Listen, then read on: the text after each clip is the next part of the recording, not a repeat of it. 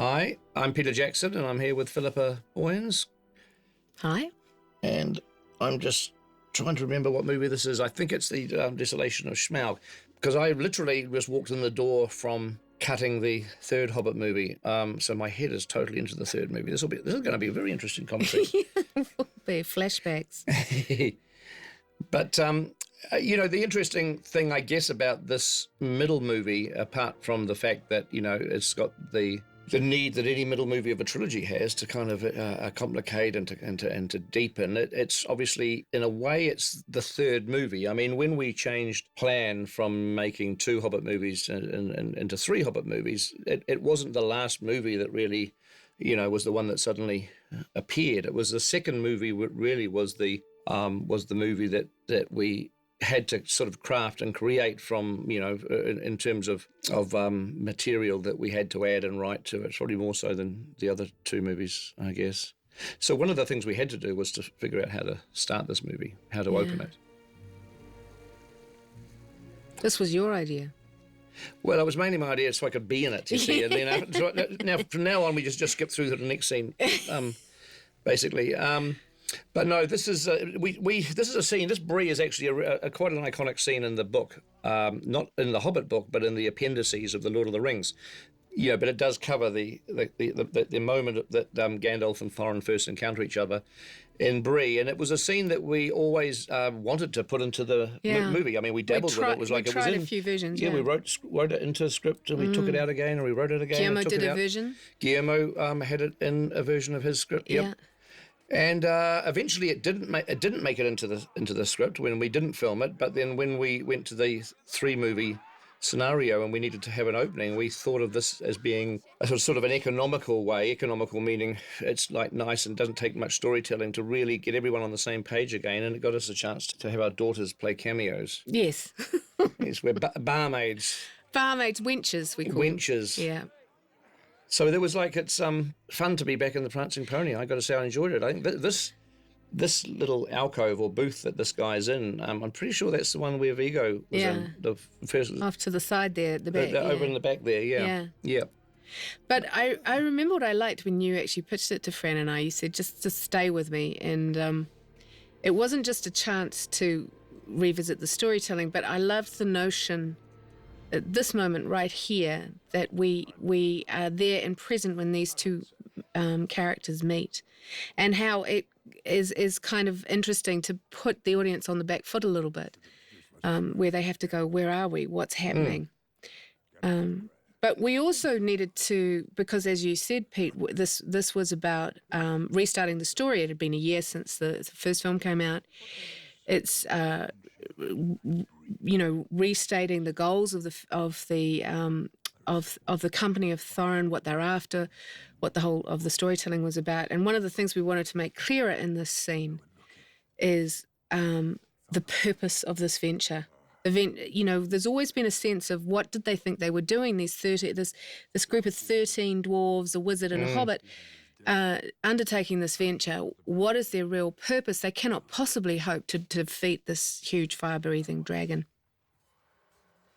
And it's really introducing the Arkenstone, is what you're saying. It's like, the value of the Arkenstone. We didn't really reference the Arkenstone in the first movie because it just seemed like one thing too many. I mean, you're reclaiming your homeland, you're going to a mountain with a dragon, the Hobbit's going to come and be a burglar. It just felt like too much. Yeah. And so we deliberately stayed off the Arkenstone as a goal, if you like, as part of Bilbo's mission, just simply for simplicity's sake. And then this is the time that we now really introduce it into the story. When we wrote this scene too, you had actually already shot Bilbo creeping down into. You'd already shot a lot of that with Martin Freeman. We knew how important that search was visually, yes, especially. Yep. So it needed to have more weight than it, dare I say it has in the book. So the subplot involving Thorin's father, Thrain, is something that we had planned on and shot certain elements with originally, but it became something that felt like it belonged in the extended cut more so than the theatrical. Now, partly just for the sheer length of the films, that it was a modular piece of subplot that didn't have a critical bearing on the movie, but it nonetheless is a nice piece of backstory for Thorin. And also Thrain links in Dumbledore with the ring as well, because Thrain is one of the bearers of the 5 dwarf rings. 7. Oh, 7. Jesus, don't. Oh, my God. One of the You bearers. did it on purpose. I know you did. You're just trying to wind people up. Well, I actually didn't do it on purpose. It's terrible. 7 dwarf rings. It's been a while since I read that book. We were always reluctant again because Arkenstone's rings, the one ring, now there's a dwarf ring. There's a certain amount of, information that's coming at people in the storytelling. And we just, again, felt a little bit reluctant to not load things up too much. But it's all something that does fit quite nicely in the extended cut. I quite like it, having a little home. Once you knew that what you wanted to do with the story, which was the father-son story too, I remember, I remember you wanting a really great actor. Was one of the things that you said. If we're going to do this, we need to find a really great actor.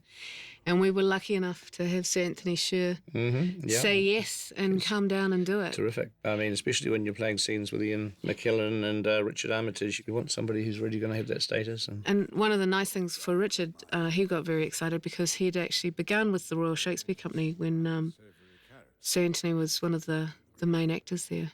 And Richard was like a spear carrier, yes, wasn't he? Third spear carrier from the left. Yeah, yeah. But it was great. It was perfect.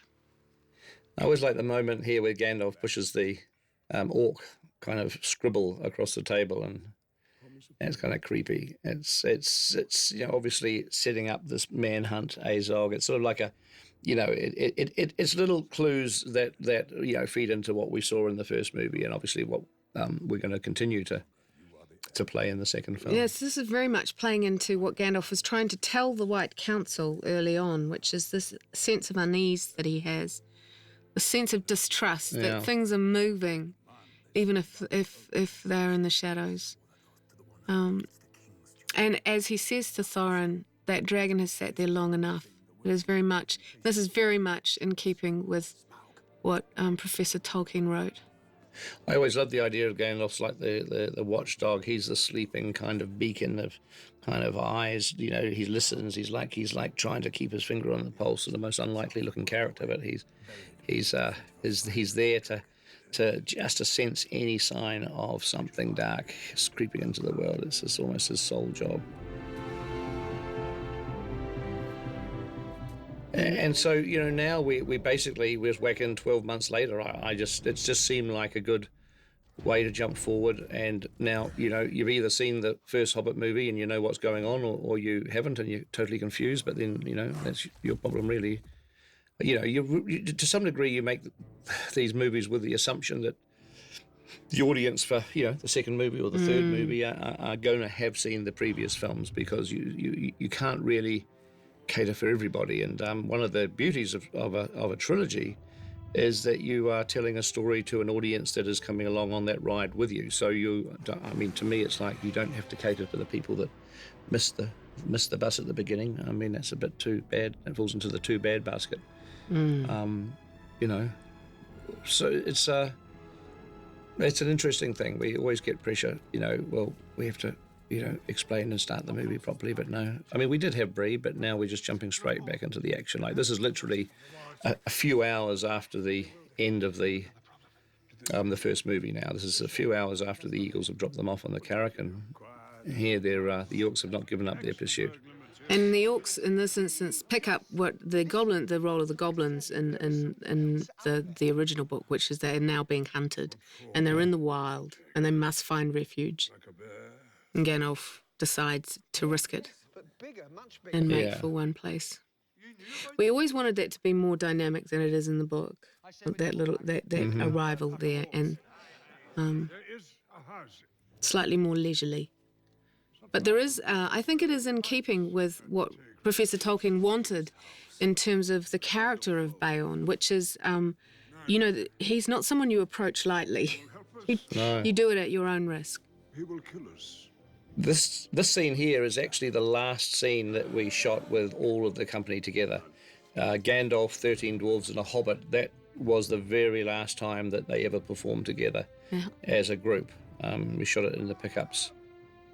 And that was the end of them. They still Is that had, when you took that great photo? Yeah, Oh, we it's took a lovely. great picture, a little class photo. But I mean, they still had. I mean, they all had more scenes to shoot, but they were never going to be ever together again in that way.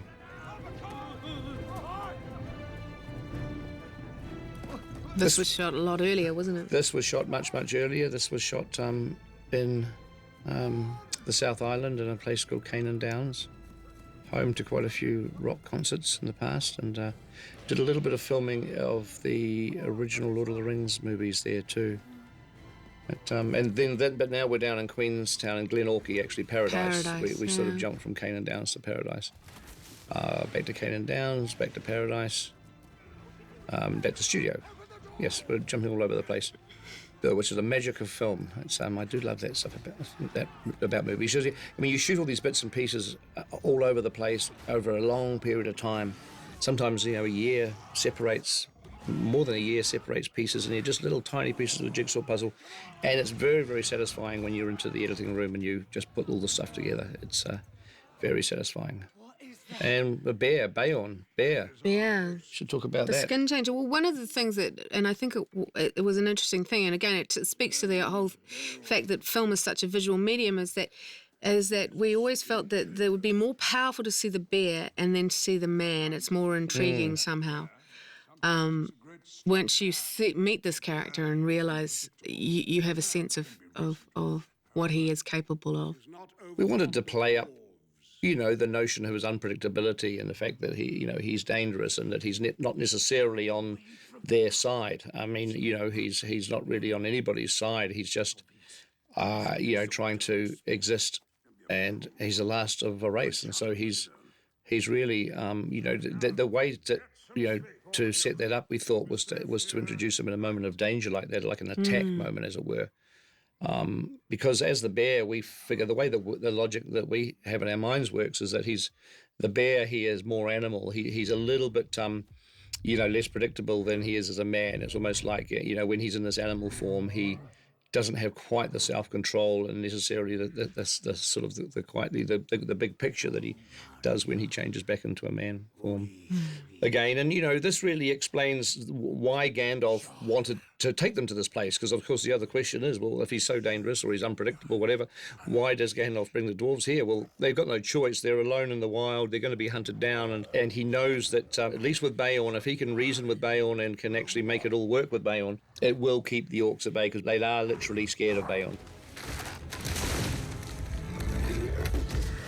Manu Bennett plays Azog again, and Lawrence Mahore. Lawrence, he was Lurtz. Lawrence was Lurtz, and now we have him playing Bolg. He's terrific, great energy. And this is done, obviously, with performance capture, the same as Andy Serkis, performs as Gollum. Lawrence and Manu bring these characters to life.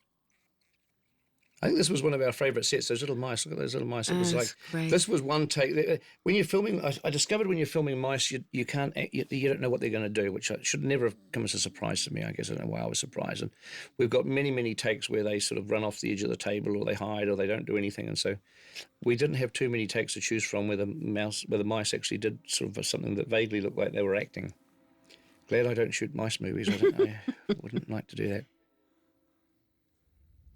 And now, it was important to us, bearing in mind that this is ultimately film 2 in a 6-film series, that we start to make the ring feel that it is, becoming a slightly more potent presence in Bilbo's life. Yes, sending out signals to its master. And this was a very simple and shorthand visual way of connecting this ring, this strange ring, to the entity that has taken up residence in this ruined fortress of Dol Guldur. Yeah. The Necromancer. This is voiced by Benedict Cumberbatch, who did an incredible feat, actually. We talked very early on about the Necromancer's voice and He did just such a phenomenal read on both Smaug and the Necromancer. We knew we wanted him to voice both characters. He felt very confident that he could distinguish between the two characters vocally with the quality. But when we were talking about what he looks like visually and what kind of entity the Necromancer is, of course we come to understand that it's Sauron in another form. But one of the things that you mentioned, Peter, was that slightly jerky, unnatural movement that almost feels like it's been step printed. And you said to us, well, if we want to do that, what you'd ideally do is have Benedict say the lines in black speech, but say them backwards. And that's actually what we did do. We ended up recording him, which was a phenomenal feat because he's got to get the expression right backwards. So that's actually layers of Benedict, isn't it? Saying the lines forwards and backwards, intertwined, interlaid, and it gives it that surreal quality. So as Bayon changes back from a bear form into a human form again, I was so tempted. I got to say, I was so tempted that when he rolls out of it and stands up, that he just reaches out and he picks up his pants from the tree, hanging on a little. I'm so a little glad peg you on the didn't do tree, that. and he slips them on before he carries on. I just thought, it would be quite funny, wouldn't it? Gave us a few laughs in the cutting room. We actually do laugh about that sort of thing in the cutting room. We should make terrible fun of the movie all the time in the cutting room. It just keeps us sane. This is where the extended cut does change from the theatricals. In the theatrical, we had him coming in and actually sensing the presence of the dwarves. Bilbo looks and he sees him walk into the room. But because of scenes we're adding now, we took that moment out. So there's actually a deletion from the theatrical cut right there, because in this version of the story, we are essentially saying that Bayon hasn't seen the dwarves yet sleeping. He doesn't know that they're in there. So we had to remove it from this extended version. And this is our first introduction to Bayon the man, as played by our wonderful Swedish actor Mikael Persbrandt. We thought very early on that we wanted to look for someone who was either Scandinavian or German, but definitely Northern European. Yes. So many great actors to choose from. Yes, yeah. Mikael had that inscrutability, didn't he? Yeah, absolutely, yeah. And he's got great sort of animal energy, just he feels like he's... Terrific voice. Yeah, feels slightly unhuman, which we wanted to do without making it too over the top. Only come out in pairs. No, actually, Bomba, you count as two, so you should come out alone. That line, the Bomber line, is actually in the book, isn't it? This is funny. I love that line, and the guys play it brilliantly. Absolutely brilliantly. So we're into a scene now that we shot in Glenorchy in Paradise.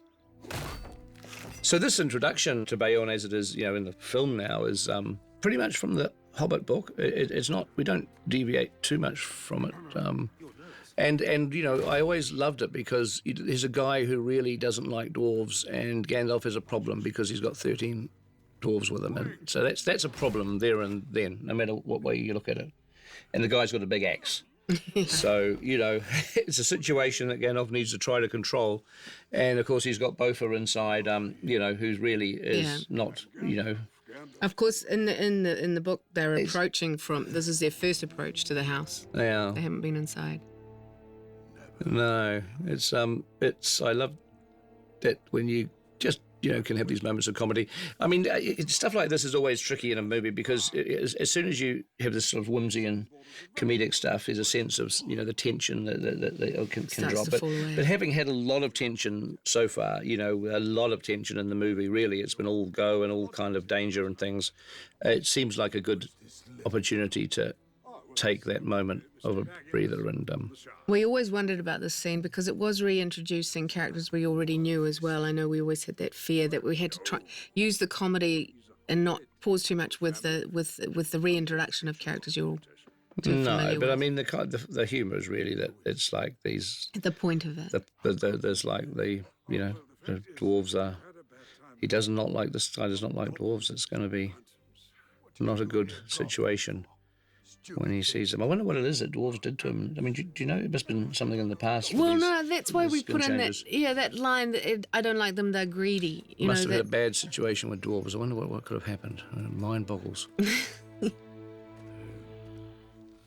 And it's, the type of comedy here is you've got to be a little careful, because if it plays, I mean, this type of thing is much better when the actors don't play it as comedy, which I think we managed to get that balance. It's, there's always a tendency to want to, play comedy for comedy and to know that you're being funny, and, so you act like it's funny, but it's better the straighter it is, the better it is. And, I think we just about got there with this. It's actually quite a funny scene. When I watched this again, because we took it out of the theatrical just purely for pacing reasons, it was just a way to to tighten the movie up. And when I saw it again a few months ago when we were thinking about it for the theatrical, I hadn't seen it for a while, and I laughed and it's great. thought it was actually quite funny. I must admit, and the guys do play it quite well. They do play it like they're terribly, terribly nervous of. Well, in the meantime, both is bloody putting his foot in it every second. He's sending them out. It's it is quite good.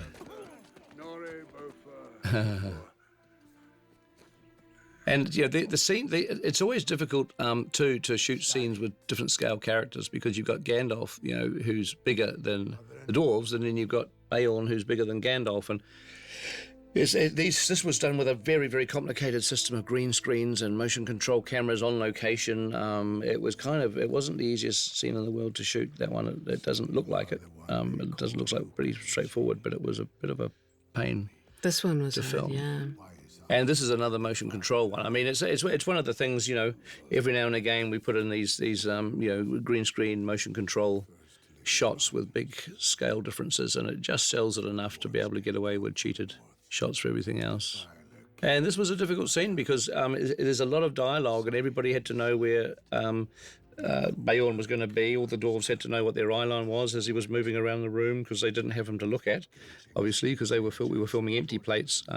And Mikhail was in another stage shooting his green screen elements at the same time. So it was done in a very similar way to the Gandalf Bag End scenes that we did for the previous film. And how tall is he, did you think, Pete? You always said him about... Well, I always thought he was like a couple of foot taller than Gandalf, so he's like about 8 foot, 7'5", 8 foot probably. She just wanted to give him that size, just to, because there's no reason to make him the same height as a human, and to give him a bit more presence and power. I love that chair that he sits in. It's not the most comfortable chair in the world, I have to say, but it does look cool. It looks really cool. The set's great, isn't it? It's beautiful. Like a terrific set. We will take the Elfin Road. That path is still safe. Safe? The Wood Elves of Mirkwood are not like their kin. This is interesting. He's giving them some interesting information in this scene. We wanted to heighten the mystery as to Mirkwood, and that it's a risky choice to choose to go through Mirkwood, to set that up. It's one of the things with a road movie, if you like, for lack of a better term, that is a difficult thing, because, you can have a road movie where one thing happens and then another thing happens and another thing happens, and, if you don't know what each one represents, it doesn't really have any impact. It just means it's just events after events after events. So, something like that is really designed to try to say, okay, well, if you go into a spooky forest, called Mirkwood, it's going to be very, very dangerous, and you shouldn't do it. So, of course, we all know that they're going to. Yeah. That's the reason why you do it. But you just have to try to plant these little seeds ahead, like it's laying, a little bit of the rail ahead of the train, just to try to not make it feel like a series of just disconnected kind of coincidences and events that haven't had any setup. Otherwise, it has no emotional value or no tension. No.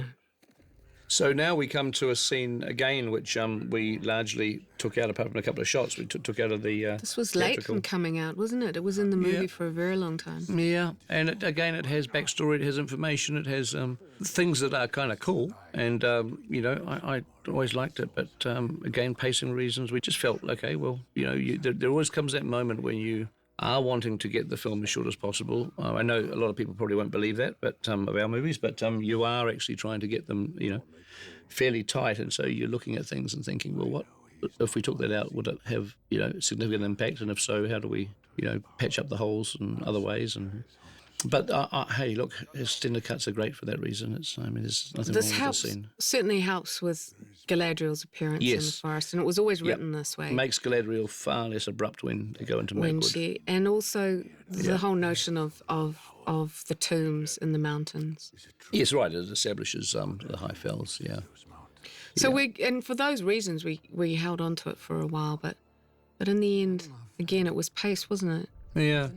Well, I mean, I love the fact that you're seeing the entombment of the Witch King in the High Fells, because again, when Gandalf goes into the High Fells later, it means a lot more. You know, it actually, as it was taking it out, you know, that becomes an event that you know is really a linear kind of thing that people don't necessarily tune into. But here, I think it has some context now. One of those guards was Roy Tolkien. The one who threw the Morgul blade in? The guard that threw the blade and the knife was Professor Tolkien's great-grandson. Yeah, and it's like this is just the beginnings of the clues of the necromancer too, of planting things of who this might be in Gandalf's mind, and it's showing his doubt and his worry and fears. It's just character stuff. But at this moment, he is still he's receiving some unsettling information, but he's still trying to hold on to the notion that it cannot be. We shot a lot of these scenes with Ian up on with Mikhail standing on a box, simple as anything, like standing on rostrums just to get the extra height. It's like there's a couple of green screen shots in there, but most of it is done very, very simply. And shots like that of the horse riding away are done with a big Gandalf and small dwarves, just done the regular way. And that's digital? That's how can you tell? But you're not supposed to tell. These sorts of digital shots are pretty bloody tricky, I have to say, to get the lighting right. And now we're into the Mirkwood, which This was tricky for you because you'd shot some of the exterior of this earlier, hadn't you? Yeah. And then it started to rain. Yeah, I mean, we did shoot some of this in the South Island, and then with no rain. No, and then but we also changed the script a little bit. So now we're in the parking lot in our studio, and then it started to really pour with rain. So you're going to see in shots that some rain, there's a bit of rain, and then there's not, and then it finally starts absolutely hosing down. So we had to use digital rain to match some of it, because it really we couldn't delay it. We had to just shoot in the rain. Very miserable. You can see a bit of rain in that shot actually. It's starting to. Yeah. It's it's interesting how, we wanted to give this a sense of an old elven pathway through Mirkwood. Like Mirkwood was once the Greenwood. It was once a very safe and beautiful place, and there was an elven, roadway, pathway all the way through it, and this is the gate. And so we wanted to have that piece of elven architecture there to sort of show that it used to be the official way in, if you like, through Mirkwood. We made the decision very early on for Gandalf because in the book, Gandalf already knows he's leaving them. In fact, he announces to them that he intends to leave them. Yes. But we felt that was it's very undramatic when you play it in a film. It lacks immediacy. Yeah. Or surprise or any sort of twist or turn. This is just, again, a tiny little clue about the eye and a teeny, teeny little hint at what's to come. It's just planting more seeds of doubt in Gandalf's mind too. It's because really for this guy, for Gandalf to suddenly go, hey, sorry, I'm on my way, I'm going somewhere else now. Yes. Good luck through Mirkwood. Good luck through the place that the elves told us was really dangerous. Yeah. I've got to go pop out for a while. Yeah. I mean, that's a pretty big ask to not make Gandalf look pretty stupid. And so, all of those things were designed to try to give Gandalf no choice but have to go. It's hard because otherwise it's so easy to make Gandhi look pretty bad here. It's like or arbitrary or yeah. And this is a scene that we shot in the South Island. It's terrific. I mean, Ian and Martin just play this beautifully. This is just like to a T. Found something. It's interesting, isn't it? It's like Bilbo just knows he wants to tell Gandalf about this ring so badly, but he just at the point that he wants to eat the ring says, no, it's our little secret. You're not going to tell anybody, just you and me. It's all, no one needs to know about it. It's like he just can't overcome this sort of sense of power that this thing has over him. And now we have the rain and this next shot, this shot here, this is real rain. This is in our parking lot at the back of the studio, and this is what it was like on the day we were shooting this stuff. So it was we just had the box on. This is not the Greenwood of old. There is a stream in the woods that carries a dark enchantment. Do not touch the water. Cross only by the stone. A little insert there was Gandalf setting up the bridge And the stream. The Yeah, dangers that's of it? right. A little bit of extended cut stuff there, which we was going to be in the movie, but we took it out of the theatrical. It's again an iconic scene from the book, isn't it? Very much and the whole so. thing with Bomber being being put to sleep by the stream, as it were, is quite a memorable thing. And I know when people saw the theatrical version, a lot of people were asking, "Well, Bomber going to sleep isn't there? Bomber, it's No. like, well, it is. You just have to wait a few months to Yeah. save your money. Don't buy the theatrical DVD. Just wait for the extended cut DVD. I'm sure everybody's learnt their lesson by now. Path turns this way. We knew there was an awful lot of story yet to come in this particular film. So There isn't any forest that we could find anywhere that is like Mirkwood. So we built it. Obviously, we did a digital version of Mirkwood, and we also did a physical trees that we built. And because forests are often just straight trees. Like if you look at the in normal forests, the trees kind of are reasonably vertical. But Mirkwood, we wanted all these twisty, turny trees. And while you get a few of those every now and again in a forest, you don't get entire forests of trees like that. It's very difficult to find them. So the same with Fangorn and the Lord of the Rings movies too. It's always tricky to find genuinely spooky forests. You tend to need to make them. We found the bridge. It's fun, Mirkwood. It was interesting to try to get that sort of hallucinogenic kind of quality, to the forest, and just without it being overacted. It's hard for the guys to really strike that balance of okay, well, I'm being, going into this sort of slightly weird, dreamy state, but I'm still, I'm not going to sort of overdo it too much. It's a tricky balance to be met. And, I like the way that they volunteer Bilbo too.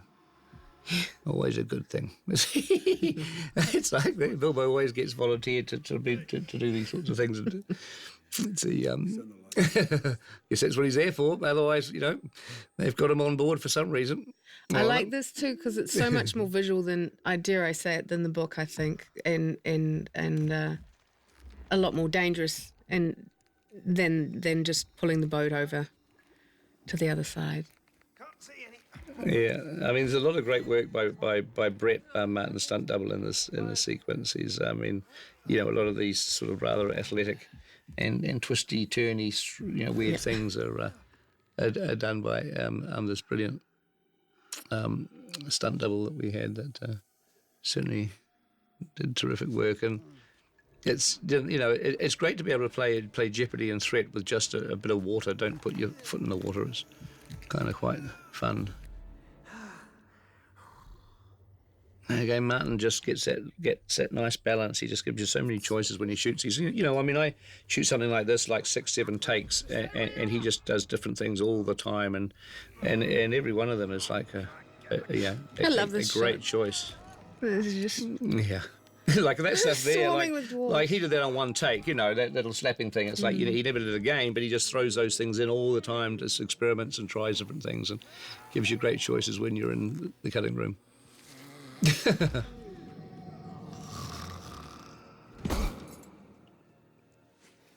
And then we have this, the scene here with the stag is another kind of iconic scene from the book. It's sort of it represents Thandril, doesn't it? Really, and the elves. It does. It sort of really does. The hunt, which they would hear in the distance. It's a little homage to the book. What do you do? I remember really early on, it was something we always thought would. There's certain moments in the book that you always think are going to be really important to the storytelling. Yeah, no. And this was one of them. Yeah. But I'm glad it's in this. I love that. I love the way you do that. It's bad luck. Yeah, it just gives the whole Mirkwood a lot more kind of weight. It's it sort of makes a point of going through this forest. It really makes it feel like it's a long forest. Because one of the things in the book that always surprises me, is how long everything takes. And it's obviously the journey through Mirkwood in the book. What was it? It's like over a week, Weeks, isn't it? yeah. It's like a long. They long begin time. to starve. Long time, and it's it's like that all the way through the both the Hobbit and the Lord of the Rings books. Is that these events take days and days or weeks and weeks and weeks, and you've got to compress them in the movie. And somehow give the sense. We wanted that ticking clock, though, that they needed to get to they needed to get through this quickly. Well, that's right. It's hard to have a ticking clock and make a long journey through. Yeah. Well, that's right. I mean, is what we had to do, isn't it? Is to keep the fact of having to get to the mountains, at the door of the mountain. Yeah. You know, as being a jeopardy, so they can't afford to. And I mean, the reason why they're going through Mirkwood is a shortcut, ultimately, isn't it? I mean, they could go around it, but it's just going to take too long. Exactly. Yeah. Going to take way too long. It's, and I like this. This is a little. We used this obviously in the theatrical, the spiderweb thing, but this is how it was originally shot. We altered it for the theatrical version, but this is how it was intended to be used originally. And that Thorin is now, you know, responsible ultimately for leading them off the path. That he really he realizes that they're trapped and stuck, and he's wanting to, you know, he's wanting to do the one thing he isn't supposed to, which is to take them. Well, I don't know if he even wants to. He's like being led by the forest almost, being enchanted by the forest, isn't he? To be doing exactly what, you know. Again, I've said not to. Don't leave the path. And, I think Professor Tolkien revisits this so brilliantly in the old forest outside of the Shire in The Lord of the Rings. And, you know, we never got to do the old forest in the way that the old forest led them astray deliberately down towards the willows. Yep. It's creepy, isn't it? It's creepy when, you know, someone says don't leave the path and you think, okay, well, how hard can that be? It's going to be pretty simple. I can stay on the path. Yep, I can do that, you know, but you've got to then sort of, you know, you've got to create the environment in the movie that makes it sort of believable that they could just wander off it. And, you know, Bilbo realises just what a problem they're likely to be in, but he's got no choice. And these little clues about the spiders too, teeny little clues. And now they've got, obviously, in the extended cut, they've got the problem of having to carry Bombadil, which sort of makes it a little bit more difficult than it did in the theatrical. Although he comes to rather miraculously. Well, yeah, and the spider webs, well, don't talk about those things. We won't mention the war. It's like us, yes. But I liked some of the sound design that happened around here. The spiders and the voices, some of which was sort of a mix of strange creatures. And some of it was actual voices. We had a wonderful loop group in England with some extraordinary sounds that they came out with. This little sequence here was actually shot by Andy Serkis, and these were his ideas. The idea of Bilbo looking down and his feet are walking backwards, and he's being followed by himself. This was stuff that Andy came up with, and I said, really great, cool. Sounds fantastic. Go shoot it, Andy. It's good because we're just constantly trying to think of ways to make the hallucinogenic qualities of Mirkwood sort of be something that we could visually show, and I thought that was a really fantastic idea that Andy had. Because it is yours. You understand? We're going round in circles. We are lost. We're not lost. I like the way Martin plays this stuff. It's really funny. He's got such a fussy kind of a great quality of being frustrated by these dwarves, but he's very practical, Bilbo. Yeah, and he knows his head's being spun around by this stuff, but he's desperately trying to stay as focused as he can. This was just a big long Steadicam shot we did. I was trying to shoot a lot of this stuff with long Steadicam shots. I mean, that one got trimmed down a bit, but I did more of it later on in the film.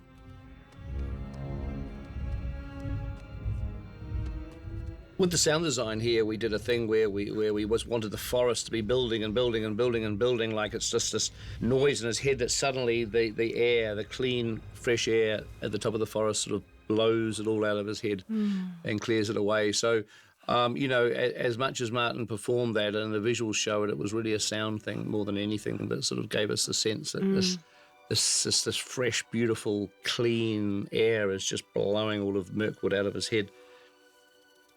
I always love that idea that, you stick your head above the canopy and suddenly Mirkwood cannot have his power on you anymore.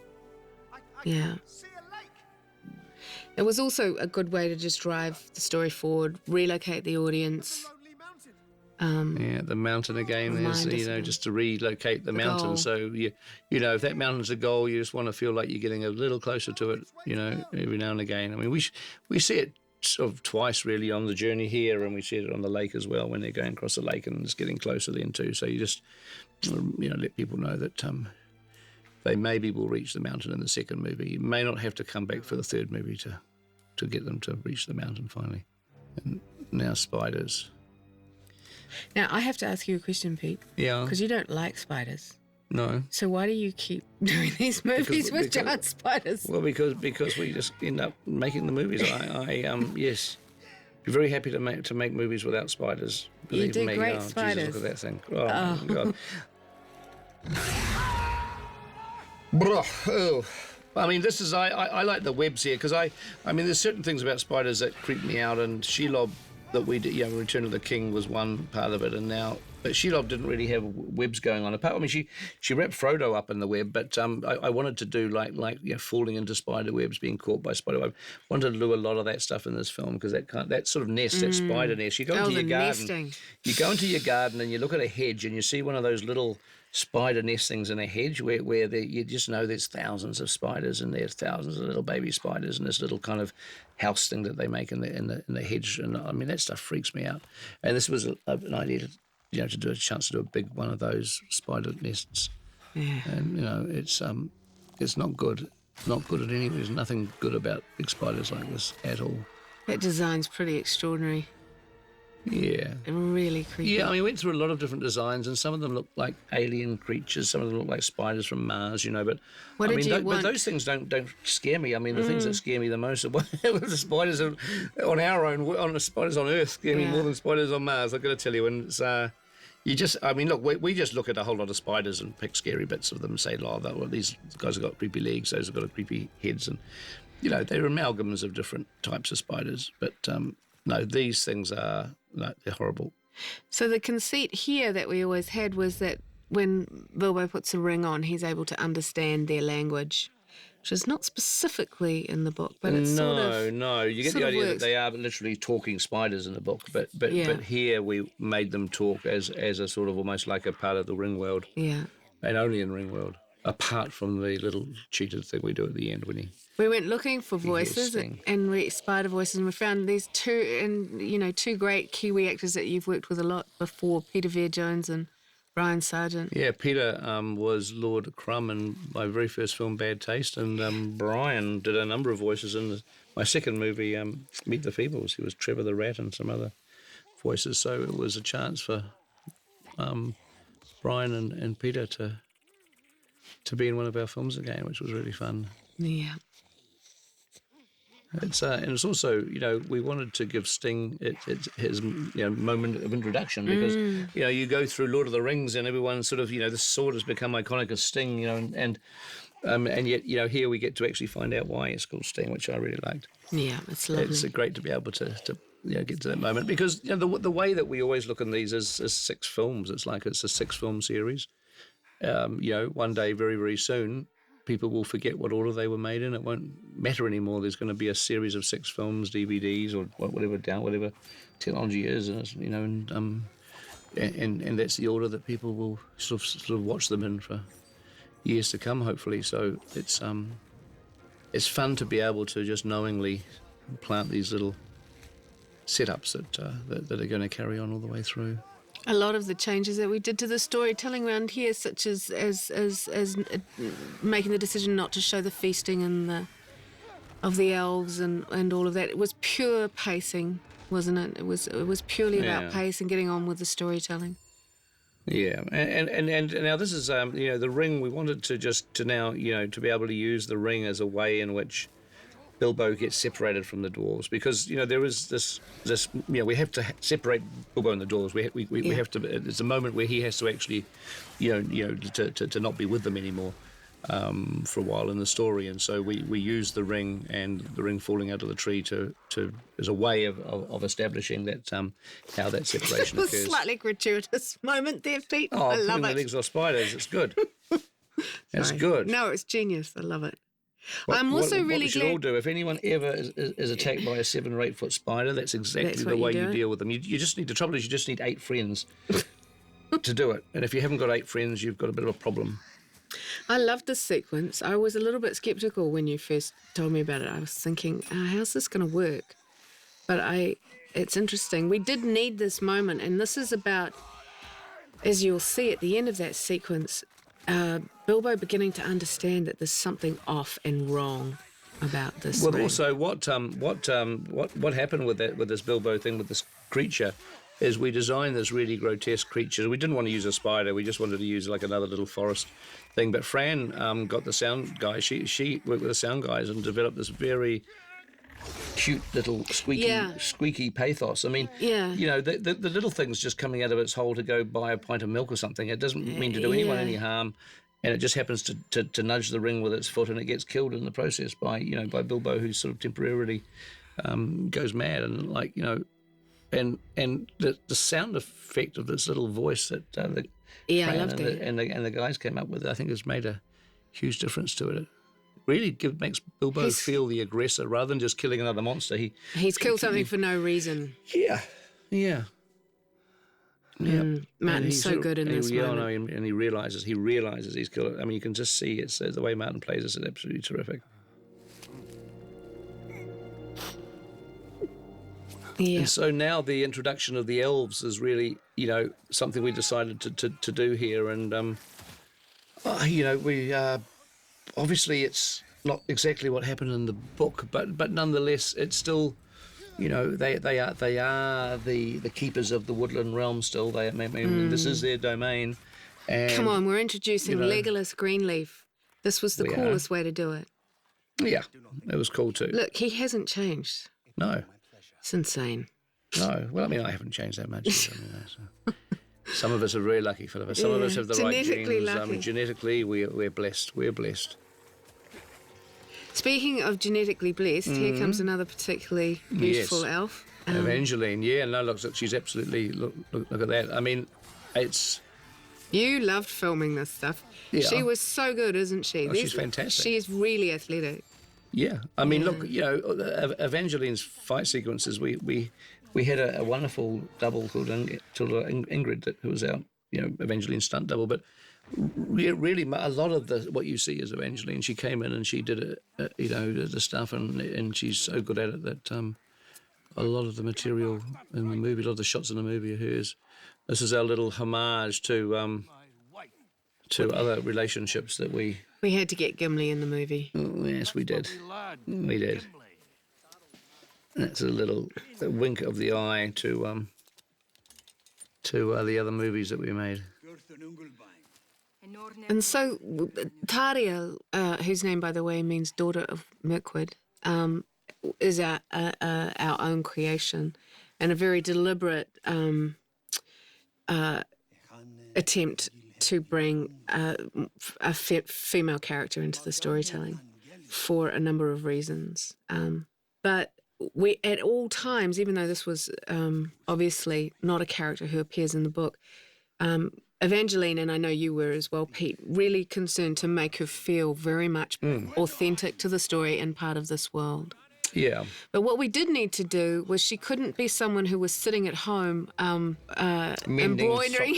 Yes. Embroidering more beautiful tapestries. Exactly, because her interaction is, we made that decision very early on, going to and play into Keely's story. And she needed to interact with these dwarves, and this was the way to be. She needed to be a guard. This is a great design woodland realm that Ellen and Ian John Howe dreamt up. It was, it's a cave. It's a sort of underground world, but we didn't want it to be, at all like the dwarven underground world. No. And so we made it as far from an underground world as we could, really, in the sense of it having, shafts of light coming through it, and beautiful kind of architecture, and this is our first introduction of the Elf King, Thranduil, Played by the wonderful Lee Pace. Yep.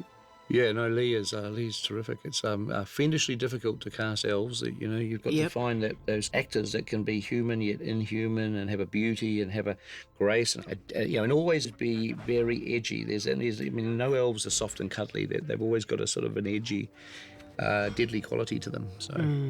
I mean, the thing with the elves is that really in the book of The Hobbit there is only the Elf King, who isn't even named in the book. I mean, he's the only character that really has any particular presence. And we needed the elves to be adding a complicating factor to our story. We needed them to make our journey more difficult.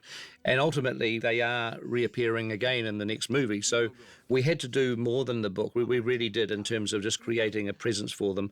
And as soon as you start introducing a character, and obviously Thandril was the name of the elf king because Tolkien, in fact, calls him that in The Lord of the Rings. He retrospectively names him, and he retrospectively says that, oh, by the way, he also had a son, and here he is. And at the Fellowship of the Ring, Legolas comes into the story. So we thought, well, there's no reason why Legolas shouldn't be there. And the reason being is that any story, anytime you're telling a story, you really need three people. If you're trying to create stories, it's conflict. It's so we've got Thandril, we've got Legolas, and we've got Tariel, three different characters, all of different kind of, all of a different status in the elf world, and they all have different agendas. I mean, all three of them are operating on different wavelengths, on different paths. So that immediately is a source of conflict, and that's what we wanted to do. That's deliberately why we created those three elvish characters. We don't get to know any of the other elves, but we know those three because they are then a source of potential drama and storytelling that we can do to more organically get ourselves to the point that everyone will see in the next movie that what happens to these characters and how they become part of the climax of the film. And it's great when there's this kind of edgy tension between characters like this, and Lee managed to create a pretty scary guy. I mean, Thandril is genuinely scary. You wouldn't want to be on his wrong side. No, we've made him much more deadly than he is in the book, I think. Yeah, I can't imagine that Legolas got many bedtime stories when he was a kid. That's, I don't know.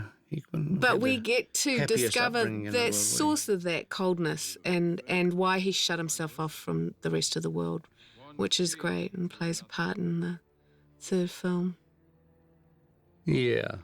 He's an interesting character. He's very distinctly different to Galadriel and to Elrond. Well, he's an isolationist. I mean, he becomes an isolationist in this movie, really. Yeah. It's like, well, I'm not going to deal with anything as...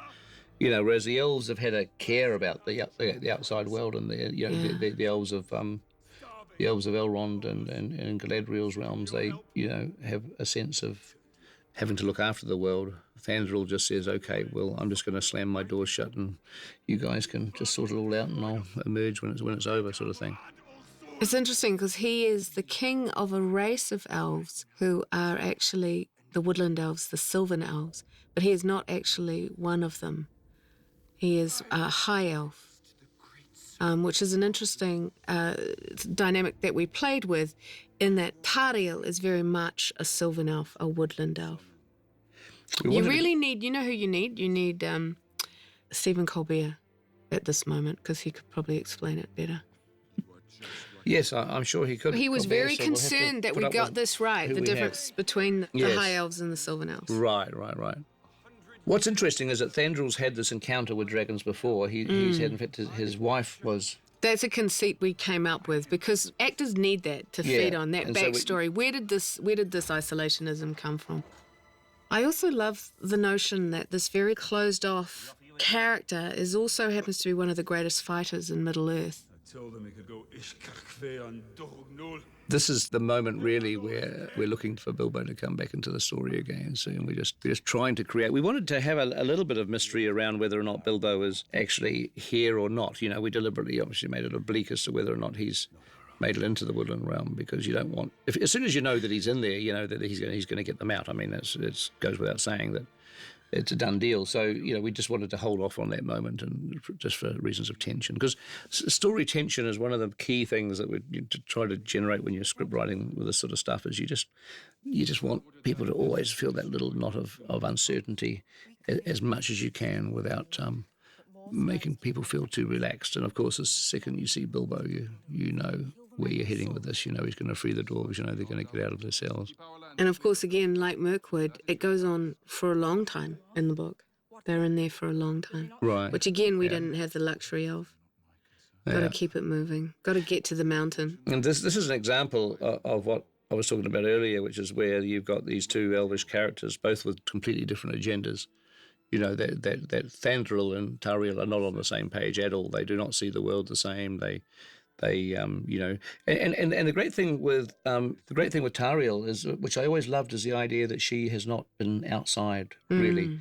That she is a young enough elf, meaning she's just 600 years old or something, that she hasn't seen the world in the way that the older elves have seen, and so everything's a curiosity to her. These stories of moon and stories of The fire moon, that he tells her. and stories of places outside. I mean, God knows, if the woodland realm, if the Mirkwood's the only place she's seen, she hasn't really seen a lot of beauty in her life, has she? Really, seen a few spiders maybe, but not a lot of beauty. But she's got this strong burning desire to want to see the world, as it were.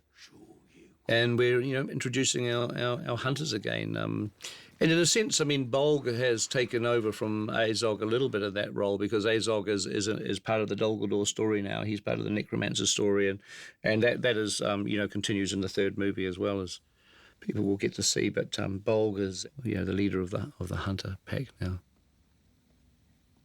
This is the scene, I think, where the connection is made between these two characters.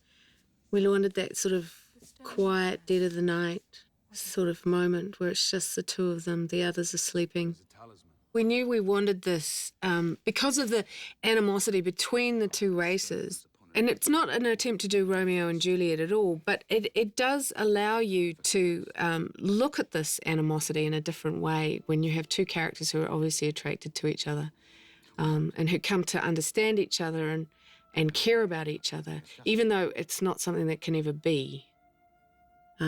This was written for Aidan. This is very much his personality. He has a wicked sense of humour, and he's a very joyful sort of person. He's got a really great, ready laugh, doesn't he? Yeah. No, he's very, very funny. Yeah.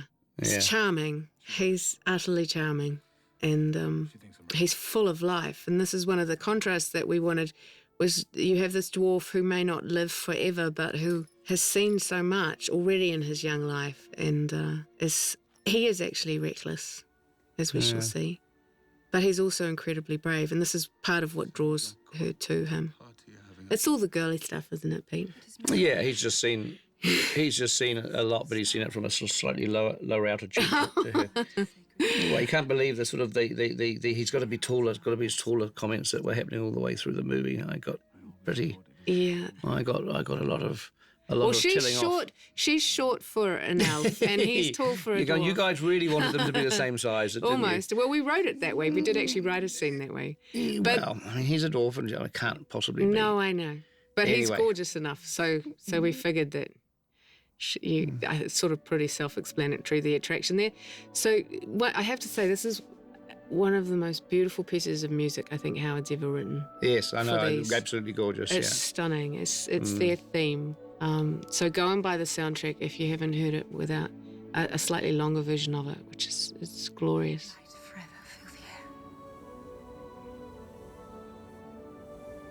I saw fire. Yeah, difficult scenes to play these, and I think these, Evangeline and Aidan do incredibly well. It's like just getting the balance. It's tricky stuff, and good, well written too, Phil. Well written. Thank you. Didn't have anything to do with it myself. So this again is a little homage to the book. She's right. They do love best the light of the stars. It was also a little nod to the feasting. There must be a hell of a lot of damp and mould in these cells. With all this water around, there's like Excuse water me, everywhere. this is supposed to be emotionally romantic. No, I know. Thing. I just had to jump in there. Sorry, I was thinking about mould and how it just must be a very. This is what I have to deal with. A lot of moisture in those cells. Come, Elros, try it. I have the dwarves in my charge. They're locked up. Again, this is very much, a lot of the dialogue here was taken from the book, but actually is different to the book. And I love the cleverness of how you figured this bit out. The escape and the barrels. Bilbo figured it all out. I didn't have anything to do with it. No, but it, Yeah, well. He had some help. Yes. I love the design of the jail area too, because, if you've got guys in cells, I mean, it's tricky because they kind of can't see each other particularly. So we tried to help that by having cells opposite each other, and then we wanted different levels. It was just like a cell block is a cell block, and we tried to create a cell block to be visually interesting and to allow a little bit more kind of, you're in a cell and you can see the cells across the way, as it were. It's kind of it was a really nice piece of design that Alan and John Howe did. I think it was one of John's, actually. John did some original artwork for this that really gave us some inspiration as to, how these jail cells should look. And originally we were approaching the end of the first film. No, we weren't. Not quite, but getting there, weren't we? Yeah, well, the end of the barrels, yeah. Yeah. Yes, yeah. This way.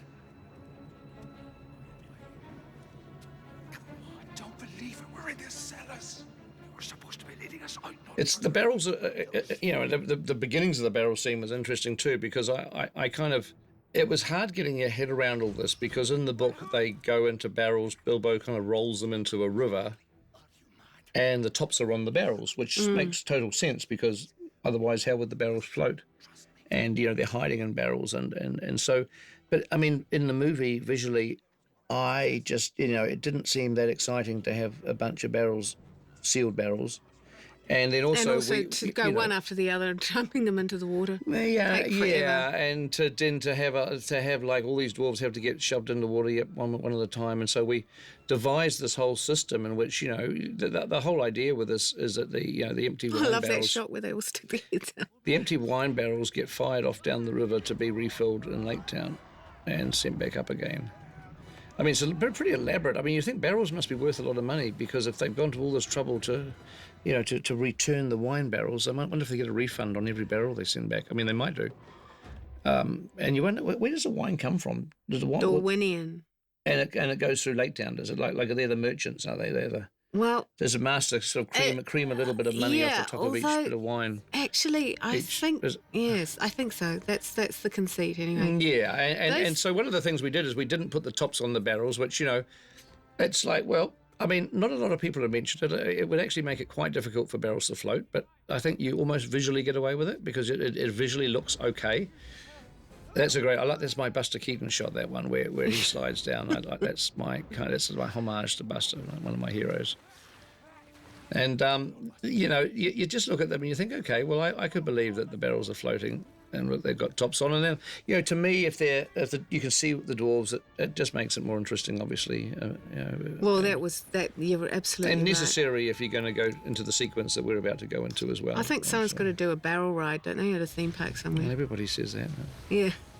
It could be a little bit dangerous, I think, unless you hit them on tracks, but defeat the purpose a little bit. So the barrel sequence was obviously a pretty, major set piece in the movie that we spent a long time shooting, and we, even in the first 2 or 3 shots here, you're seeing our basic combination of scenes that were done in a studio with what we called the sluice ride, which was like a ride, actually, a big waterway that the dwarves were able to float around. We have location shots of dwarves and barrels, and we also have CGI as well. So you're seeing a good mixture all the way through here, and we'll talk more about it in a minute. I mean, this stuff here was done. A lot of it was done in the studio with no water, but with the dwarves and barrels. They had barrels which were on little wheeled carts, so they were all in their barrels, and it was like the Flintstones, where they could use their feet to push themselves along, and to make they sort of had to propel themselves in their little wheeled barrels along the concrete floor of the stage using their feet, and it was very, very funny to watch. But it was all right once we had water to it. We added these orcs to the scene, and because we just wanted to create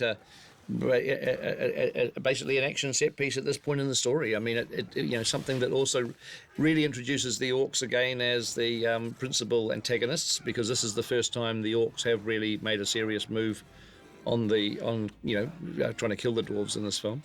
But it's also very important for the elves' story, because Yes, they begin to understand that something's wrong. Yeah. I love these things where foes turn into heroes in a way that one moment the elves are their mortal enemy, and they still are, but, you know, there's one thing that's worse than their mortal enemy, which is orcs.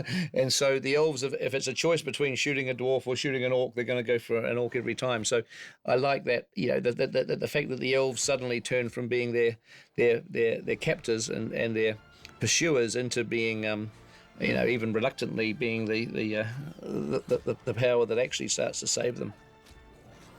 And quite a lot of heads coming off in this film. It's quite enjoyable, isn't it, really?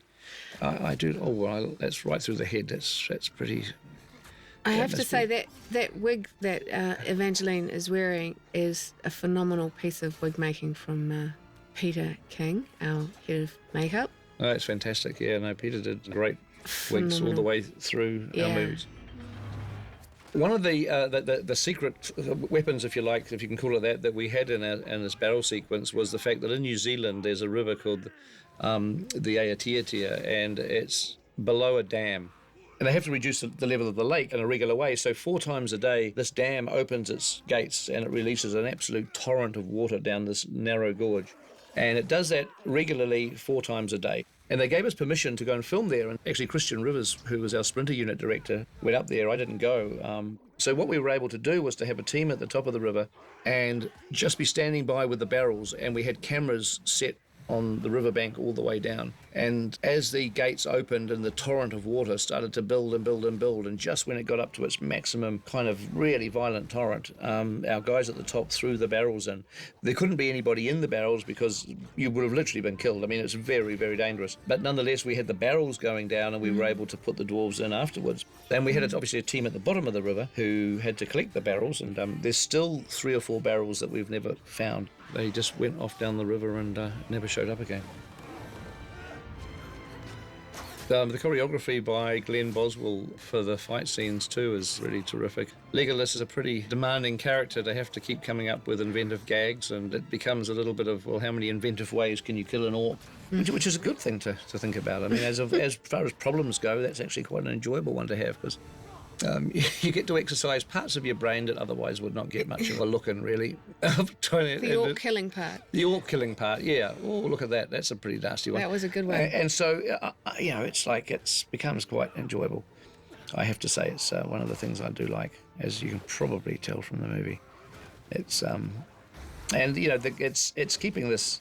The thing with this sequence, I think, ultimately is to keep the techniques jumping around, to go between digital, to go between the rapids, the barrels in the water, the actors in the water, the actors in the studio against green screen, just to keep the shots just bouncing between all the different techniques as fast as possible. And so you're always wrong-footed when you're watching it. You never quite know whether you're looking at one thing or the other, and therefore hopefully you just relax and enjoy it. I mean, that's the whole purpose of it, really. You know, and some great prevas here done by the animation team. Dave Clayton, the animation supervisor, and Christian Rivers again came up with some really fun gags here. You know, it's yeah, I mean, Bomber really, as far as orc killers go, Bomber's got to be the next favourite after Leggy, hasn't he? Really, or Evangeline. Well, look, Evangeline's pretty cool too. Yeah, she's pretty good. Yeah, Evangeline, Orlando, and Bomber, 3 unlikely characters, really. This is really, you know, this was kind of a secret thing that we had in the movie. We didn't allow the studio to release any of these shots in the trailer or any sense that it was coming, because even though I'm sure they would have loved to have put this stuff in the trailer, or, you know, or bits of it, I just think it was nice to keep a surprise, and that's what we try and do, is to not, because sometimes, so many times, you just look at a trailer of a movie today and you just know that you've seen a chopped down version of the entire movie, that you've basically seen everything. And so I did take special care in this movie to try and, you know, to have a bunch of stuff that was never actually, you know, seen until people saw the movie for the first time. We wanted to get a sense here that the chase isn't finishing, that even though the elves have managed to, you know, to basically capture an orc, and the dwarves have kind of gotten away, it was important for the narrative tension that the pursuit is continuing, that this is not the end of the chase. Because really that pursuit continues almost through the entire film, in one form or another. So we couldn't have the elves being you know, fully triumphant at that moment. They just have to clear the orcs out of their territory. This is part of Gandalf's story, and one of the things that we made a decision early on to do was that we would know where Gandalf went, because in the book you don't. This is actually an invention of ours, because in actual fact when Gandalf leaves them, he heads into the Battle of Dol Guldur, the expelling of the necromancer from the fortress. But we wanted to spend a bit more time discovering things with Gandalf in this story, as opposed to in the book you're just told it as reportage. He already knows a lot of this stuff, but we wanted to make it more active so that we discovered things as he did. And one of the things that we know from the appendices is that the Nazgul have risen again, because there's 3 of them in Dol Guldur at this time. When I was thinking about these tombs, I wanted them to slide in down this ramp, because I thought no greater tombs exist than the Great Pyramids. You know, they are the great tombs, and there's this ramp in the pyramids, not stairs. You know, it's a ramp inside the interior of the pyramid, and the ramp that Gandalf slides down is exactly the same angle as the one in the Great Pyramids. Now, I hope that everybody noticed that. I'd be very disappointed if people hadn't already realised that, but I'm probably telling you something you already know. But anyway, there you go. There was a way to show that in a very visual, creepy way, and I think you shot this so brilliantly, Pete, that the 9 had risen.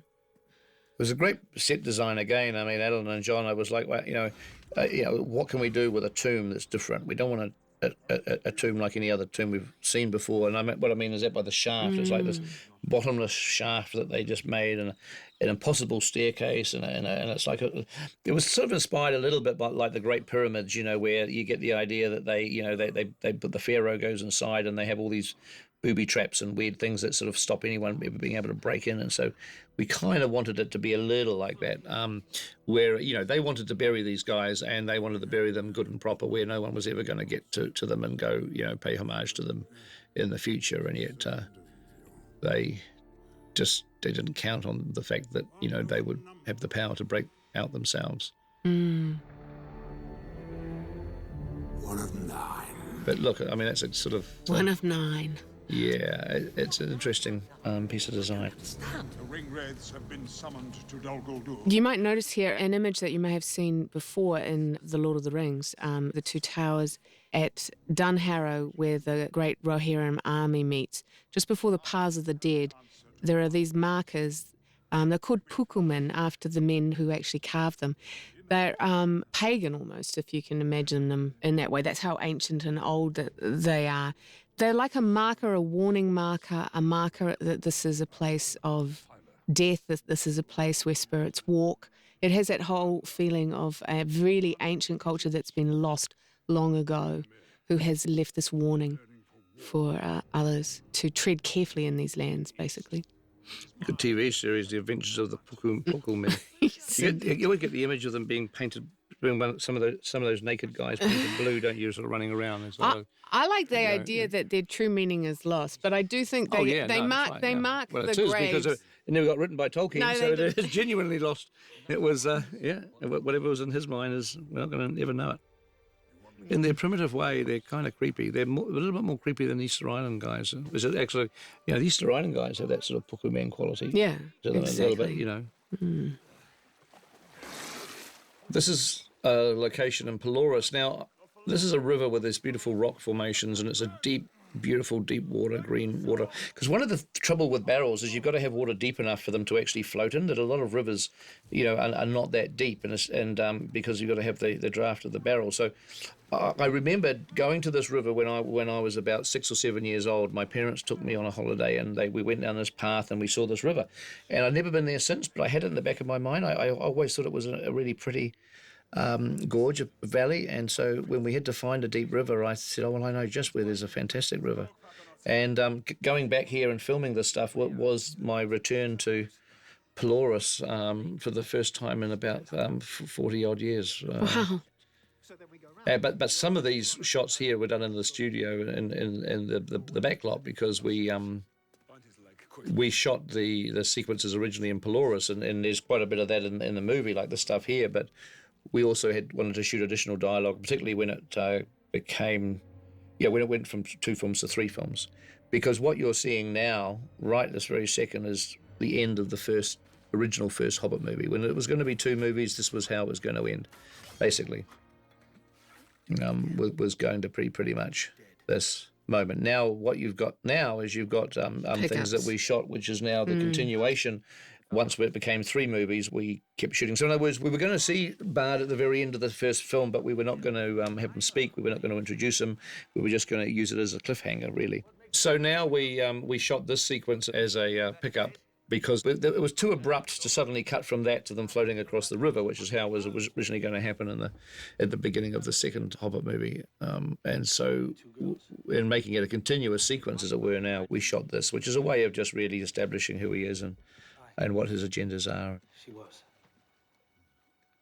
So Bard, the bowman, such an iconic character from the book, but when you really study it, he does so little. Really, I mean, and as a character, a personality, he's kind of a slightly sour, Certainly dour. Yeah. So he was a character we knew we had to develop. But at the same time, we didn't want to make him too much of a goody two-shoes, if you know what I mean. So we did try to take that character from the book and at least give him this mysterious, enigmatic quality. He has no setup in the book at all, really. He appears literally just before he does something incredibly important, which, no spoilers here.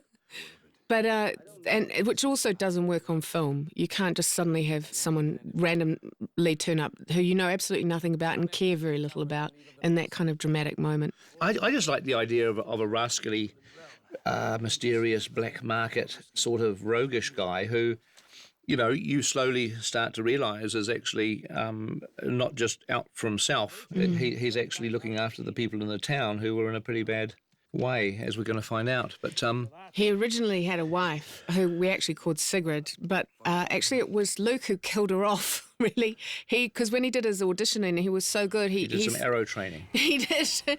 He felt that he is all the children have, and that makes his story and his jeopardy even stronger, which is true. And he's quite right. He's quite right. I mean, a Mrs. Bard would have, forced us to create a whole lot of stuff, the children are nice because they do indicate a history and a past and a backstory. Yes.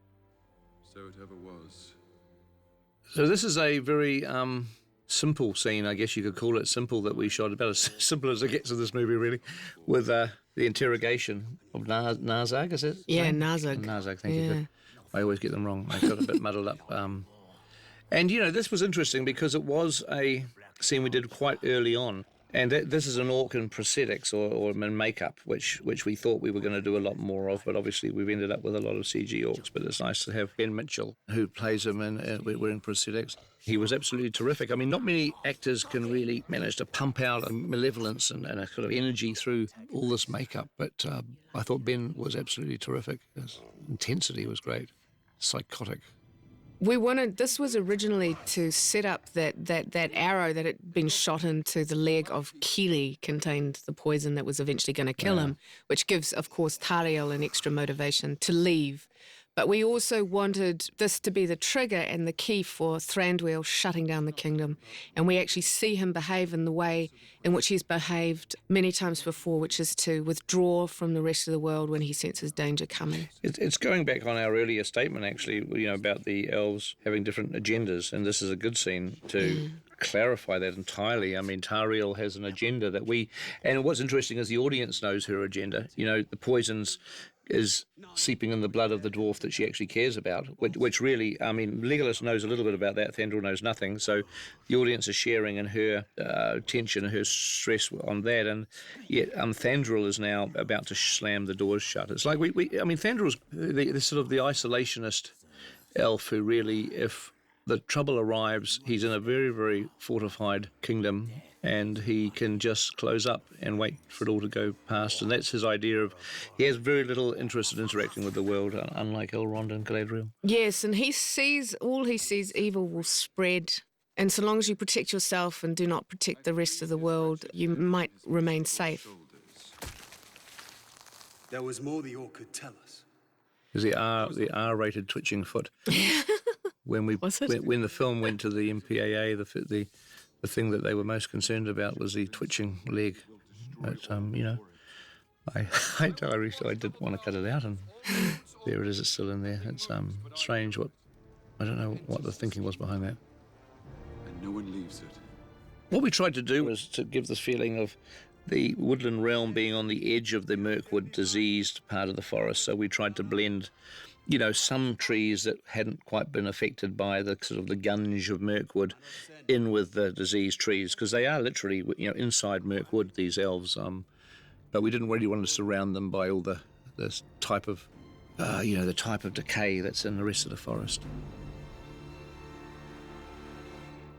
This is a scene we originally shot in the South Island with live orcs, and most of the orcs in here are, but when we created the character of Bolg doing what he's doing, we actually added Bolg to the scene. He was never in the scene. It was originally going to be, what's the other guy's name, Philippa? That is Fimble. Fimble. Yes. Thank you. Stephen Ewer, played by Stephen Ewer, who was an orc, and many orcs in Lord of the Rings. Yeah. Not good with my orc names, but Fimble was the leader of that group. But when Bolg was created for various reasons, we had to actually add Bolg to a couple of the shots we had done in the South Island, so he got sort of planted into it after the fact. This works, though. Yeah, and I like the idea of it being foggy. It was very it was fortuitous because we shot it in the South Island on a reasonably foggy early morning and we actually think we might have been added a little bit of smoke, but it also, it sort of intercuts and ties in with Bard taking them across the lake in the fog. So it was fortunate that it worked out that way. What are you trying to do? Drown us? I was born and bred on these waters, Master Dwarf. If I wanted to drown you, I would not do it here. This is actually the opening of the second film. It was a two-parter. We were going to open on this mysterious lake with Bard, this mysterious character, taking the dwarves and Bilbo to who knows where. We wanted to keep it mysterious. I mean, Bard's mysterious, and so I didn't want it to be in the middle of a lake where you see a view and see pretty mountains and everything else. So, nor did I want it to be at night time. I thought I didn't really want to just do a night scene. So, the idea with the fog is to really, it's keeping the mystery. They don't know who he is. They don't really know quite where they're going. Particularly, they know they know they're going to Lake Town, but the audience certainly hasn't seen Lake Town. We don't really know It's just allowing the tension to be maintained without revealing it. Because if you're in the middle of the lake, there's not a lot of ways to hide things. So fog's the best idea. And they're sailing through, just for the geeks out there, the ruins of the original town of Esgaroth. Yes, right. We figured out that Esgaroth would have been stone. And it was only when they needed to find a sanctuary from the dragon, they built Lake Town on the ruins of the old town in the middle of the lake. It makes it creepy. It's great. The lake being, the idea, isn't it? Is it that was built in the lake because of the water? The dragon doesn't like water. Yeah. And it's, the only trouble is they've built out of wood. That was a big mistake. But anyway, we don't have to worry about that in this film. We'll talk about that next year. There's our editor, Jabez Olsen, doing a looking cameo. Like a dodgy fisherman. Yeah, but that's him there talking to Luke Evans, Jabez. He kept wanting to extend the length of these shots. That's why they're a little bit longer than they normally would, and I had to really kind of insist that they get a few frames knocked off them here and there. But this was the actor's favourite day, wasn't it? I hate it. Well, this is all real fish here. There's nothing fake about this fish, and God, it stunk. And, you do 2 or 3 takes, and for some reason it just stinks even more. It was a hot day, wasn't it? Yeah. And then this is some of these are real fish on top. What we did with these barrels is we filled them full of they've got rubber fish into a point, and then the very top layer we put real fish in. So while we were shooting this stuff, the whole thing stunk like the high heaven of fish, and I don't like fish. I don't like fish any more than I like spiders. And is Lake Town, I know, is this from Alan Lee and John Howe, these designs? Because I know you had such a great sense of what I could never imagine Lake Town, but you totally. Yeah, we just didn't want a lot of the illustrations of Lake Town, and historic illustrations have been like a city on big poles in the middle of the lake, a big wooden city on sticks, and that's sort of what we have obviously here. But the idea of making it part of within the ruins was great. So they're attaching the city to various bits of ruin, but also the fact that even though it's been built on top of an old city, Lake Town itself is now old, so it's slumping, and sinking and everything's crooked. I mean, Lake Town was one of those sets that we insisted that nothing is straight, nothing's square, and to the art department, every wall, every doorway, every bit of flooring was kind of sloped and slanted and crooked. It's like everything's sort of slumping slowly into the lake. This scene was shot in our parking lot at Stone Street with water. We filled it up. We filled the parking lot with water. Built Lake Town. This is all. I mean, a lot of what you're seeing here is real. That we is not a lot of CG in this stuff. It's real. We had smoke machines giving us fog, and we was filming it all day long. This introduces one of my favourite characters, Alfred, who is a creation. He doesn't appear in the books. He was created as an offsider for the Master so that the Master didn't have to talk to himself, which you often have to do in film when you're adapting books. But he's played by an actor, Ryan Gage, that we fell in love with, and we actually cast as another character who got written out, and we loved him so much we had to come up with another character for him to play. Yeah, no, I mean, Ryan really, he owns this role, and you'll see a lot more of Alfred in the third movie, by the way. Yeah. It's he really kind of blossoms, if you can use that word, blossoms in the third film. But this is the, Lake Town, I figured, with our architectural styles, we sort of, there's our pugs, that's Stanley and Fergus, Stan Black Pug, Fergus Cream Pug. It's rampant casting nepotism. Pete. I know. Well, we've seen the editor, we've seen pugs. There's more coming up. So this was like this was actually Stephen Fry's very first day of shooting too. This is this was the first day.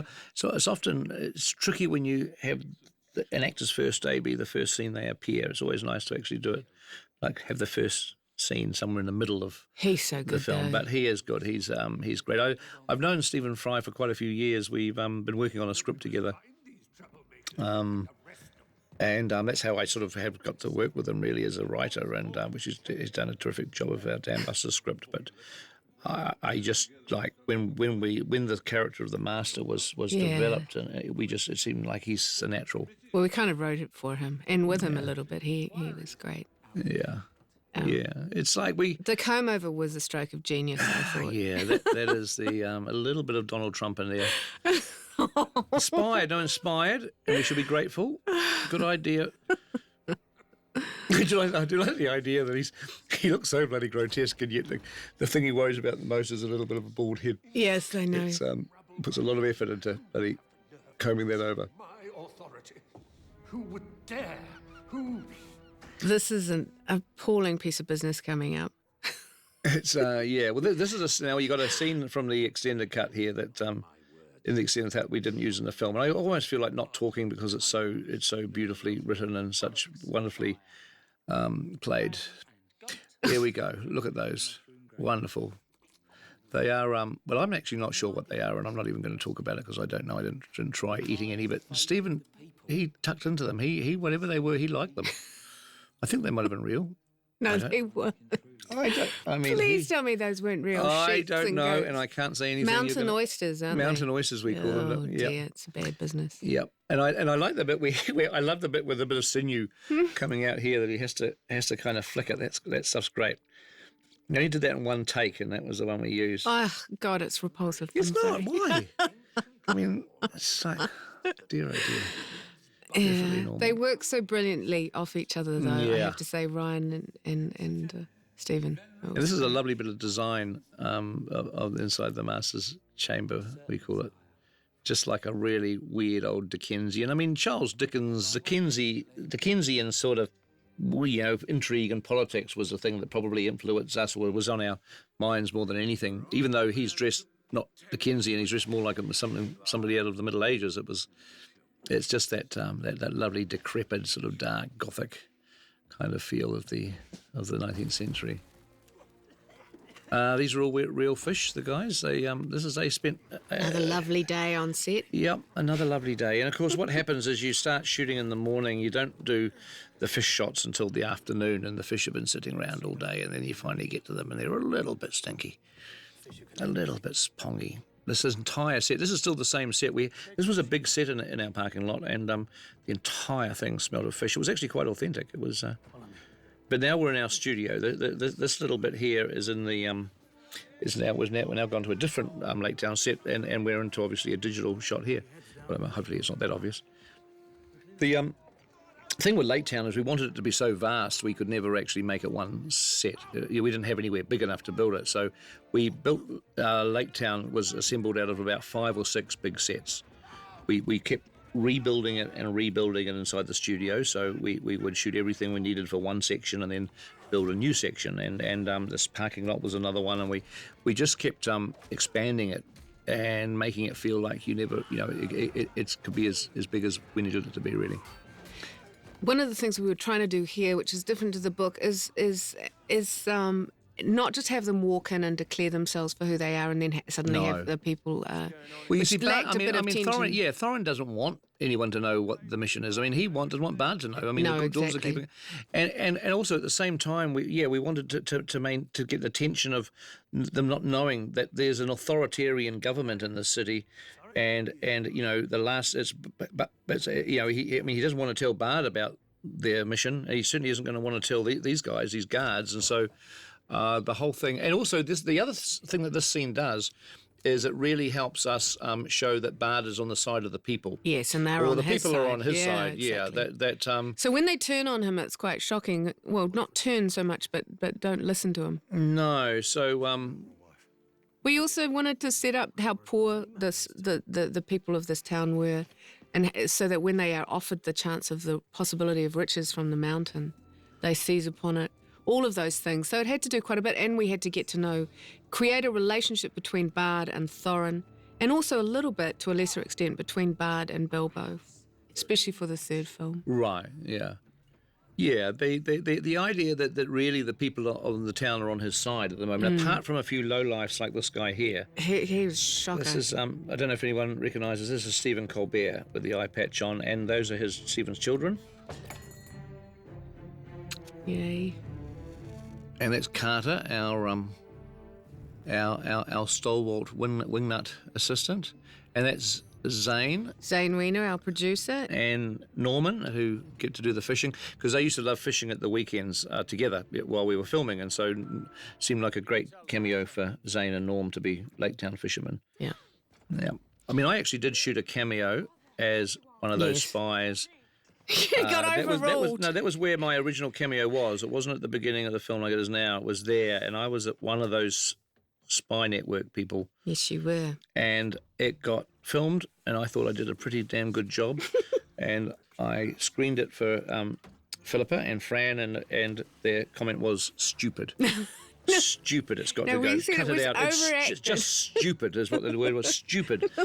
And I guess when you work with people long enough, they can say that. Abuse and you think, okay, you. That's right. Yeah. Abuse. Yes. And so I literally had to, I was forced into cutting myself out and forced into re-filming something else later, which I didn't invite Philip or Fran on the set that day. I didn't. I did it myself, did it quietly myself.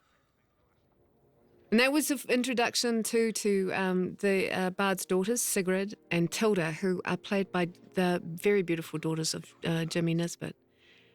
Who are much more than a cameo. They've actually... Actually, performers. I think these, for both of them, was their first ever acting job, and they're both naturals, I have to say. It was the day the dragon came. The day that Smaug destroyed Dale. Gideon, who's the Lord of Dale and who we ultimately find out is the ancestor of Bard, was a character who came and went from the script. We had a bigger setup on him. He's shown very briefly and teased upon in the prologue of the first film. We always had in mind that whoever played Bard might possibly play his own ancestor, Gideon, and I have wore to say, a fake nose, didn't he? Yeah, he did, and Luke was very much up for it, wasn't he? He actually kind of, he was interesting. He did put this big fake nose on. And he looks different enough, doesn't he? I think he looked different. Yeah, no, he doesn't look quite like Luke, but he does look like he possibly is some sort of a relation to. It was good. He looked like Luke, I think, when Luke's 50, maybe. It'll be interesting to see. Oh, no, I hope not. But not with a big nose. Luke's going to look better than that when he's 50. I hope. All dwarfs know the tale. Then you would know that Gideon hit the dragon. He loosened his scale under the left wing. The black arrow is interesting because it's going to, every time I thought about an arrow killing this bloody huge dragon, especially since Smaug became huge, which we'll talk about. But, I mean, if the dragon's that big, the arrow had to get big too. It just wasn't going to work with a puny little normal arrow. So the whole notion of the black arrow became almost more of a black lance. And then you needed a special bow to shoot it, which was the wind lance. It was a great name. I think you guys came up with a name. Yeah. Fantastic name, the wind lance, on which they've got mounted on these towers. It's like a sort of anti-aircraft system, like a flak guns, flak towers around. You still need to be a bowman, though, to be able to shoot it. You still need to be able to fire And it. you need black arrows. And the weird thing is that the black arrows are made by the dwarves as gifts for the people of Dale. But it was all part of the backstory of the connection between Bard and the history of what had gone before. But also we knew from very early on we weren't going to have a bird come and fly down and sit upon his shoulder and speak in an ancient tongue that only the men of the Lord... I mean, you even just trying to explain it right now, you can see how complicated it is. So in other words, the missing scale on the dragon that we come to understand is true. The story that is told there by Bane, the belief that a scale was loosened by one of these was instead of the bird flying down to convey the news to Bard at a very convenient moment. So that's part of the setup here. Yeah, and the other setup that we're seeing here is obviously the weapons that, they can't think about confronting a dragon until they are suitably armed and they've lost all their weapons. And they know they're being pursued by orcs as well. Yeah, and so they really, need some help. But Bard's got all these, he's a guerrilla fighter. He's got all this homemade stuff, and the real weapons are in the armory. So that's again just setting up another little bit of a dynamic, which ultimately is leading to the confrontation with the Master. So it's sort of like a step along the way. And but we also didn't want, we didn't want Bard to be stupid, because the trouble is when the audience knows something that one of your heroes, and Bard is a hero, doesn't know. You can only make that work for so long before you start to think that the guy is bloody stupid, So we did want Bard to figure this out as quickly as possible. Now, this was a scene we shot on location in the South Island, shot it in a day. It was a very remote location. We had to helicopter in. We sort of found it flying around in a helicopter early on, and we tagged it as a possible location, and this scene was actually written after the location was found. I mean, we sort of did a big scout at the beginning of The Hobbit and saw some interesting places, but I couldn't really think of anything to use this for, with these rocks and waterfall and the river, and but then this scene magically appeared for one day. It just appeared. It did. It wasn't in the original script, but it's good, and I thought, why don't we have them talking on those rocks? And so we sort of tied the scene with the location. The thought was late in coming, and it was a tough one for the actors. It's huge respect to both Evangeline and Orlando here. They had quite a chunk of Elvish in this scene that they had to learn quite quickly and make it feel real and normal, and they did brilliantly, I think. Yeah. I know, it is tricky. But it is a strong and central question for Tariel's character, which is when did we allow evil to become stronger than us, is important to her. And it's a question she puts to Legolas, because it's counter to what his father has always told him, which is to look after themselves. It's Legolas beginning to figure out, whether he should be his father's boy or whether there's actually... Tariel might be talking some sense, and there's other things he should consider. At least Legolas has got an open mind. He's prepared to listen to her. We sort of wrote our story in a way in which it required Bard to learn who Thorin was. He'd heard the name Thorin, and he had a dim recollection, and he needed a confirmation. And so we had the idea that he would race into the market and find an old book or a parchment. There's a classic scene in any of these, sort of like a mystery movie, which is a scene in the library. I mean, nowadays it's a computer. It's somebody taps away on the internet to find out the information. It's a classic sort of device. But I was just thinking, what the hell can I do that's a bit different to a book or a parchment? And the idea of a tapestry came up, which is not. I mean, it's not that different, but at least it was something that just was a little bit more dwarven too. It had a bit like I reckon that's a dwarf souvenir shop. It's some old dwarf It's like a souvenir tea towel from Erebor. That's lovely. The line of kings on our tea towel, going cheap, everybody. Buy it now, and and there's a few of these things lying around still, and the dwarf souvenir tea towels, and that's one of them there. He dug one out. He managed to find one. He remembered seeing one, and no one had wanted it. No one's interested, I guess. It's not one of the hot sellers in the market. Thank heavens, because if it had sold to somebody, the story might have gone in a different direction. Da! I tried to stop them. How long have they been gone?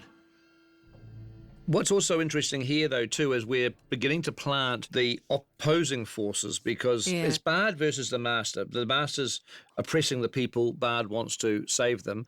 But at the same time, the dwarves offer hope of riches and gold.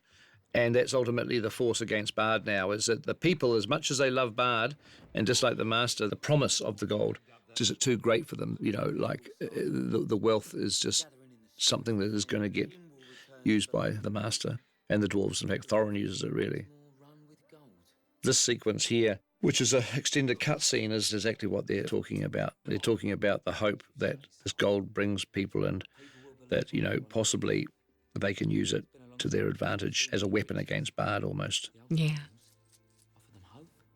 You get the idea that really the Master doesn't have, all that money. He just uses the same coins over and over again and counts them every day. Probably counts them every day just in case Alfred's nicked one.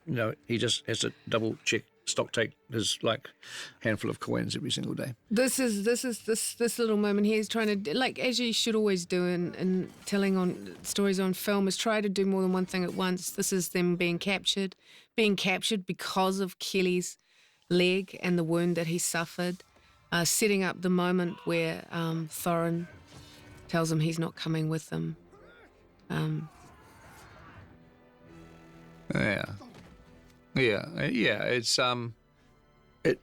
we wanted to, obviously we've set up in the movie that these guys, the Master's, goons, his guards are not necessarily sympathetic at all, but but you see, Bard is up against Bard's up against a powerful thing. He was up against the dwarves. Now Thorin's quite clever in this, because he turns the notion of I want to keep the secret, sneak in, sneak out. He has no choice now. He turns it into a weapon against Bard, basically. He turns it into getting what he wants. So the gold goes from being something he's desperately trying to protect, any knowledge of what they're doing. He turns it now, flips it on its head, and it becomes a weapon by which they get what they want. And what Thorin wants is, all he wants to do is to get up that mountain, doesn't really care how he does it or what he has to do.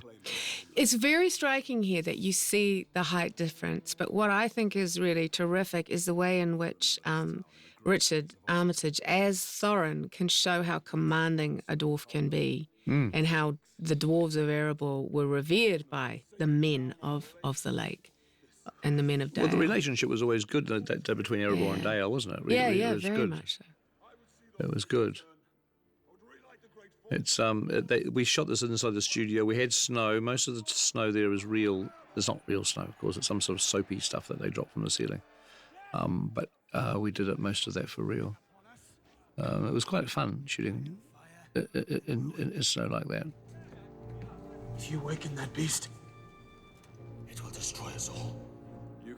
Bard never confronts Thorin in Lake Town in the book. He actually appears after the dwarves have completely left the town. He's a character that very much, I have to say, I have always felt is something that Professor Tolkien created a little bit after the fact, was organically came into being as he was required in the storytelling.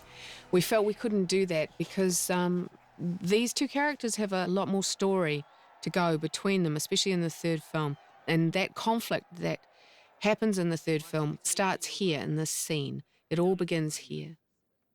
It's like a sort of Bard and Thorin are each putting their arguments to the people, and the Master's just listening, and he's going to kind of go with, the most popular, really. He's that sort of guy. We wanted to hold that, typical politician. Yes. Typical bloody politician. We wanted to hold this decision to the very end. They're not going to put their ass on the line until they know what everybody wants, and they're going to get them the most votes. And this is a very important moment. I'm glad it's gone back in, is because this is the moment, and it's a strong setup for what is to come, because Thorin has just given these people his word, and Bilbo has just vouched for him, and that's immensely important in what is to come. Yeah, that's a setup for the third film, folks. That one, just don't forget it if you're watching this. The blind ambition of a mountain king. We shot this with motion control cameras, which was the dwarves were on a different stage. The actors playing the dwarves were on a different stage, green screen by themselves, and Luke was with the grown-ups, the big people. But he was so they were, there was a lot of looking at marks, looking at crosses, looking at green balls on sticks. This is the moment when Thorin actually discovers the truth about the lineage of Bard. Which is which a nice again moment. is just tying different storylines in. It's the Black Arrow, it's the failure for the kill the dragon. Because one of the things is that if the Black Arrow is so bloody great, why didn't it kill him in the first place? So the Black Arrow in itself is a bit faulty, isn't it? Because they had a few cracks, but it did loosen a scale. Maybe it loosened a scale. But it's also the fact that his so ancestor, that the line of the Lords of Dale failed their people. They failed to defend their people. Yeah, and so that's is another weapon against Bard, basically. That Alfred just brings that one out and bloody is a little bloody. It's a little dig at the right time, isn't it? That who are you to talk? So it's just like there's a lot of different sort of tensions happening through here. Stephen's got false teeth in there too, which is good. We spent quite a bit of time working with Stephen on what he should look like, and he was up for anything. I mean, there was no level of how grotesque we make him that he wasn't happy with. I mean, normally actors are a little bit vain, and you get to the comb over, then you get to the false teeth, then you get to this or that, and it's like at some point they say, "Oh no, I think it's all good now, thank you." But Stephen, we could have just kept on going. Well, with Ryan was pretty brave with the monobrow. He was great. Ryan and Fran and I told Ryan that he was the desperate woman's bit of crumpet, and he thought that was pretty good. Right. Yeah. Yes. After doing that to him. Yes, well, it remains to be seen. But see if he turns into a sex symbol or not. So this decision was made early on to leave these guys behind. Yeah, so this is now look. The reason why we did this, and I know that people were a bit surprised by this, is that the truth of it is they come into Lake Town, they leave Lake Town. Now Lake Town is ultimately the target of the dragon, and we're talking about obviously the next movie. It wasn't going to be the next movie. It was also going to be this movie because this was all going to be part of the second movie. But anyway, that to one side for a moment. It was the Lake Town as a target, and we just felt we didn't know anyone in Lake Town. We'd met the Bard, we'd met Alfred and the Master, but we didn't really know anyone enough to have an enormous degree of sympathy for if the dragon tortures the town. Well, okay. Oh well, too bad. They shouldn't have built it out of wood in the first place, But we wanted it to have some value. So by leaving some dwarves behind, we felt that at least we had guys that we hopefully cared about. It also we left the two hunky ones behind too. We didn't did, and we also and Jimmy for a reason, as we'll see, and Bofa, which Bofa's hunky in his own way, I would imagine, and John Callan playing Owen. Yes, and the other thing was by this stage the company had grown so unwieldy a little bit, trying to maintain these characters and each of them having a part of the story to have their own little piece to tell. It was becoming very, very unwieldy. I know you felt it very much trying to get 13 dwarves and Bilbo up on that little ledge and then all of them in the mountain together. This worry and fear for these boys who are left behind when that dragon does attack is important. Did you miss the boat as well? It was important too, having Bofa witness what is to come. And the desperate state of these people, as we'll see again, it's a bit of a setup for the third film. Yeah, and also if you're going to have a dwarf with a bit of poison in his leg, you've got to actually take that to the final moment. You have to take that poison to the point that it's going to kill him. Otherwise, there's no point in having it in the first place. The important thing is they're off our hands. Please wait. This extended cut scene is. This worked okay in the theatrical without it. We cut this out. But it is ultimately, they have had some sympathy and support from the Master. That's why they're wearing the clothing of the Master. That's why... We can see how false it really is. But now we just see it was all just a lot of nonsense. Just he had the crowd there. He had to please the crowd. And now that the crowd are gone, he doesn't really give a toss about these dwarves. Don't care a damn about them. What this town needs, Alfred, is a good purge. The idea of putting the dwarves in Master's Guard clothing, I think, was just one in which we did to try to show a little bit of...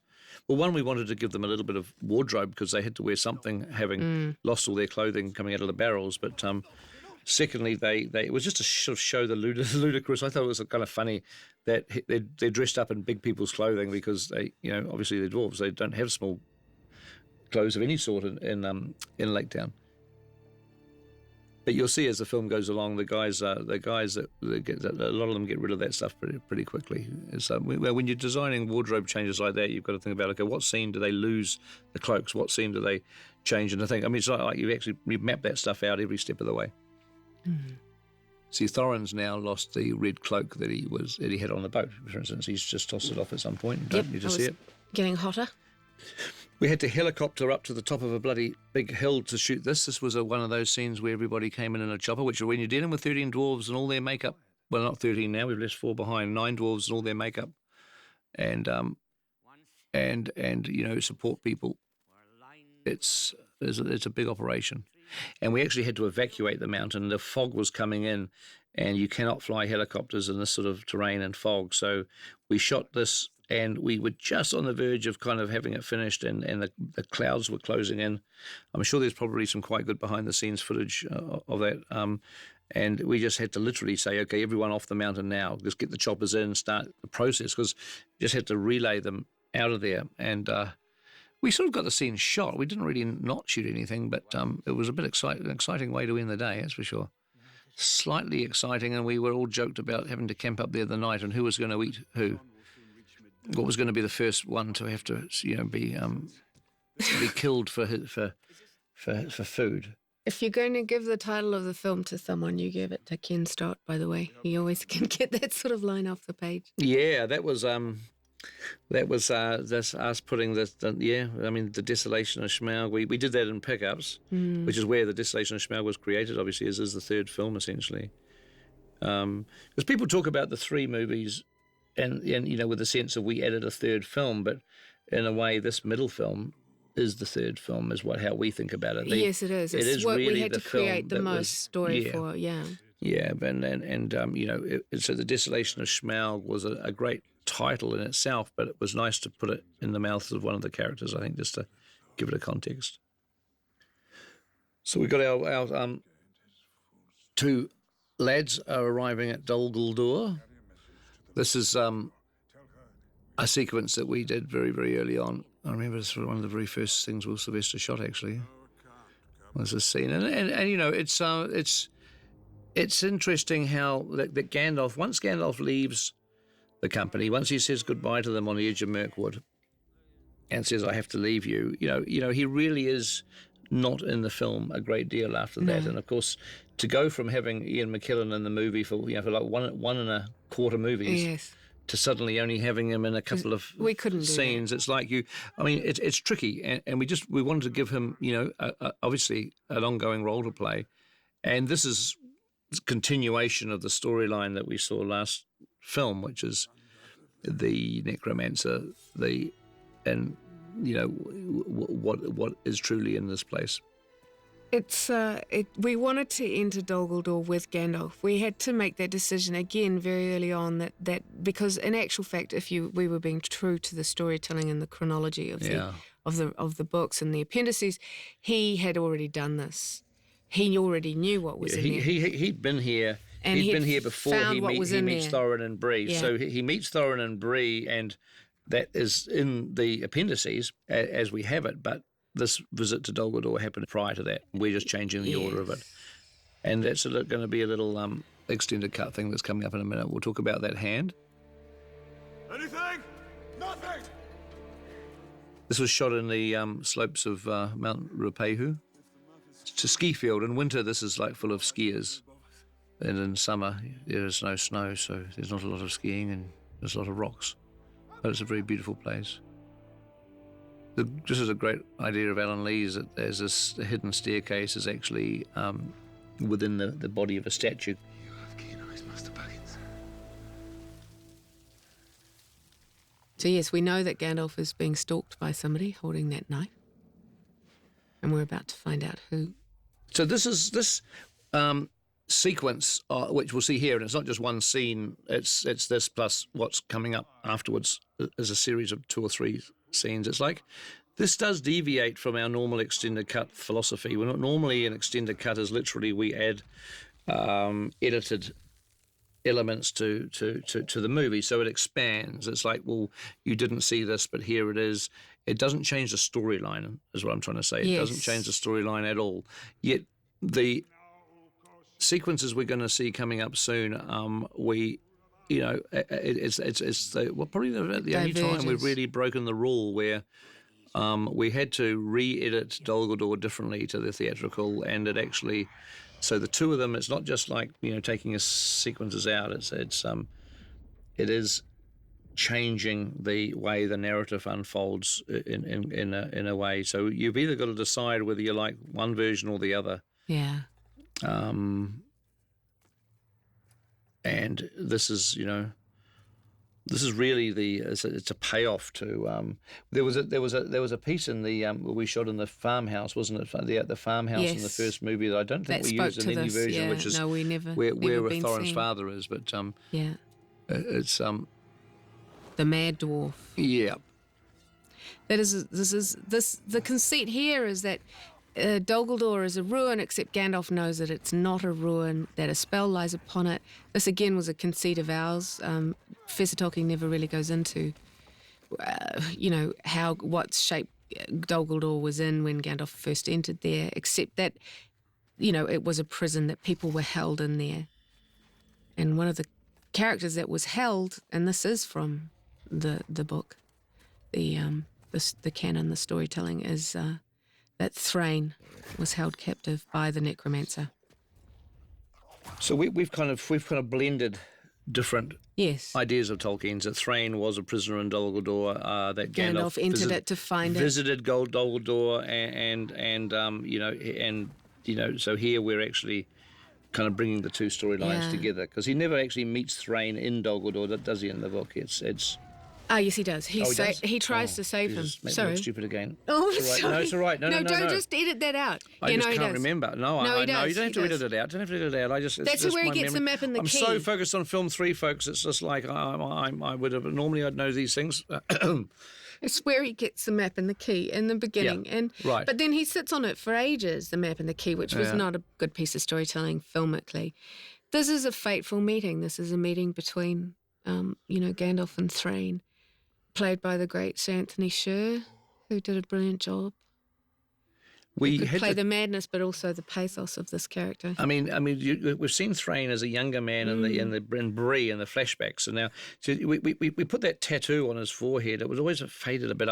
We tried to do something, because obviously they look quite different. It's deliberate, but we tried to make that tattoo on his nose and forehead be the distinctive linking feature. I don't know whether we quite succeeded particularly, but anyway, I think people get the idea. You call him Thrain and talk about Thorin, and you sort of get there, don't you, really? Mm. And you have a flashback. And then, I mean, that's sort of like the flashback is like, sort of helps. We tried to have Thrain be the threat, the mad dwarf driven insane, but to actually, with Gandalf's help, he kind of reclaims some element of himself. He manages to just dig deep, and whatever spell Thrain is under, Gandalf's able to try to just punch through it a bit. Yeah. I think it's interesting, which is why it's here. It's just interesting, and I like having Thrain in the story. I always did, but so I'm pleased to be able to pop back in it.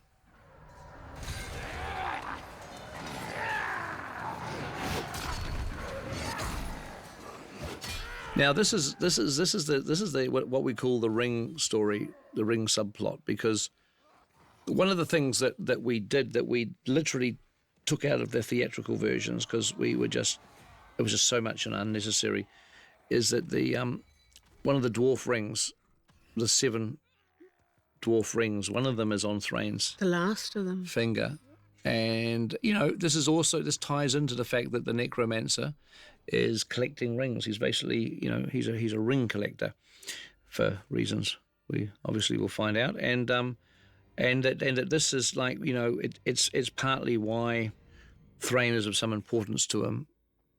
But once he chops his finger off, I don't know quite why he's important, but I guess he's a hostage, a negotiating tool.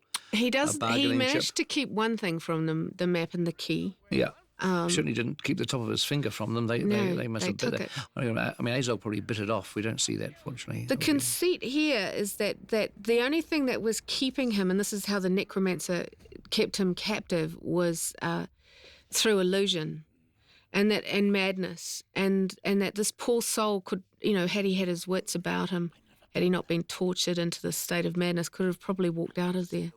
But he's held captive by these terrible visions. Yeah, it's almost fear. He's been convinced that the place is alive with snakes. He's been convinced, and he has been driven kind of into a form of insanity. But Gandalf is able to kind of pull out some of his humanity, humanity. How do you say dwarf?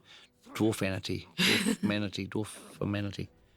No one must enter that mountain. The other thing here, I think that was interesting, is the that he has knowledge through all the years of being held captive. Yeah. He's heard things, and there's certain things he's come to discover, and one of them is that they should not go near this mountain. Yeah, we wanted to hint, and that's all we do, is to just tease at some possible link between the necromancer and Smaug. And, even in Tolkien himself, he questions it. I think he says, could it be that there was some That'd be a terrible motivation? Weapon, yeah. It's like a terrible weapon. And so, a dragon is an incredible weapon. Dragons ridden by Balrogs. That would be cool. Holy cow. Geez, that sounds like a film. Don't do that. Would it be film? That would sound like a film 4, film 7, whichever, depending on how you look at it. Which means that somewhere there is a keyhole. Light. This is the second time we've done a hidden door. We did one, obviously, in the lake in Fellowship of the Ring, didn't we? It was a dwarf doors. Dwarves are not very good with their doors. They really make them so invisible that no one really knows how to use them, but not even dwarves. But nonetheless, these They're guys a secretive race, Pete. They are a secretive race. But, having a hidden door is kind of... And we sort of took our lead, really, more than anything, off of the Fellowship of the Ring. Having the moonlight coming up and revealing the letters glowing, we kind of did a vaguely similar thing here. We sort of made it not the same, but a little different. Because how do you hide a door and not hide a door? And it was just so it was a tricky thing to figure out. So we wanted to somehow make sense of the. This is all obviously trying to figure out what the invisible the last light is on the map. Well, and we tried to somehow figure out what that meant and to dramatise it. So, we naturally think you've got to get to the doorway before the sun goes down, which is obviously the tension that we're playing here. And we play it to the point that they don't get in the doorway and the sun does go down. But then we interpreted the last light to be, it's not really quite like this, is it, in the book? It's not. We made this up. But we wanted it to be a riddle that Bilbo solves. And because he does sit there on the doorstep, as he calls it, and puzzles away at the riddle. Yeah. So we wanted to give him a real riddle, and then for him to suddenly understand what it is. I don't quite know if I understand it still, but... it's the last light of the moon is the last light. Yeah, so autumn, you just assume it's the last light of the sun. But what didn't get written down is it's the last light of the moon. Yeah. So we've stretched the book. Indeed, like the last light at the end of the season. It was actually the moment when the sun and the moon are in the sky together. And yeah. But it's pretty consistent with the book, I think, that it is revealed by the light. It's I have the sound effects guys put a really big heavy sound effect on the key landing on the ground. Like, it's fun when you want to give something an importance, a sort of a symbolic importance. It drops and you have this big boom, like it weighs 10 tons when it lands on the ground. I like doing those sorts of things. This was tricky too because they stay there forever in the book, and they don't give up so easily in the book. But we of course couldn't stay there forever. And no, again, we're just trying to push things to the nth degree to give us tension now. And it took a character like Balin, and again, such a great actor, Ken Stott, who has the weight and the authority to say, it's over, it's done, we tried, we failed, now we must go. and I think they Yeah. pull it off. Yeah. Except for one little soul who refuses to give up, which is... Oh, Martin's so good at this stuff. I mean, Yeah. you look at all the takes he shoots for all this, they're all different. They're all choices. He does different things every time. Just, editing the third movie now, and it's just so wonderful. I'd love to do a special feature where we actually just, really show how Martin, really experiments with different ways to interpret a line or a scene. It would be very interesting. We'll try and maybe do that for next year, for the documentaries next year. That would be cool. I'm making a note of it now. There's pen going on pad, and let's see if we can do that, because it is I am constantly amazed by how good he is at doing that. And so the keyhole is revealed essentially by the moonlight. You just somehow, it was some sort of, you notice it, you see it when the moon's there. Anyway, I don't need to explain the plot. It's sort of like, we kind of did what we did. It was, and then we just to leave no stone unturned, we then had the whole thing about the key getting almost thrown off the cliff, kicked off the cliff, and saved. There's an element of that in the book. There's a sort of like a, yes, not exactly the same as that, but it's no. We tried this very early on. I bet you don't remember, Pete, as the last scene of the first film. We tried to get there. You mean not in the editing room? You mean in the script? No, in the script. Yeah. It was very truncated, though. It was too short, and we lost. Well, it had an much. enormously long first film and a relatively normal length second film.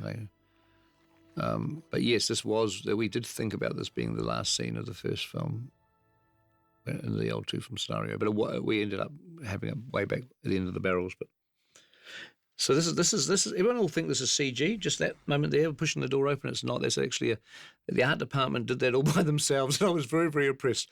It's not CG. They actually managed to create a genuine hidden door.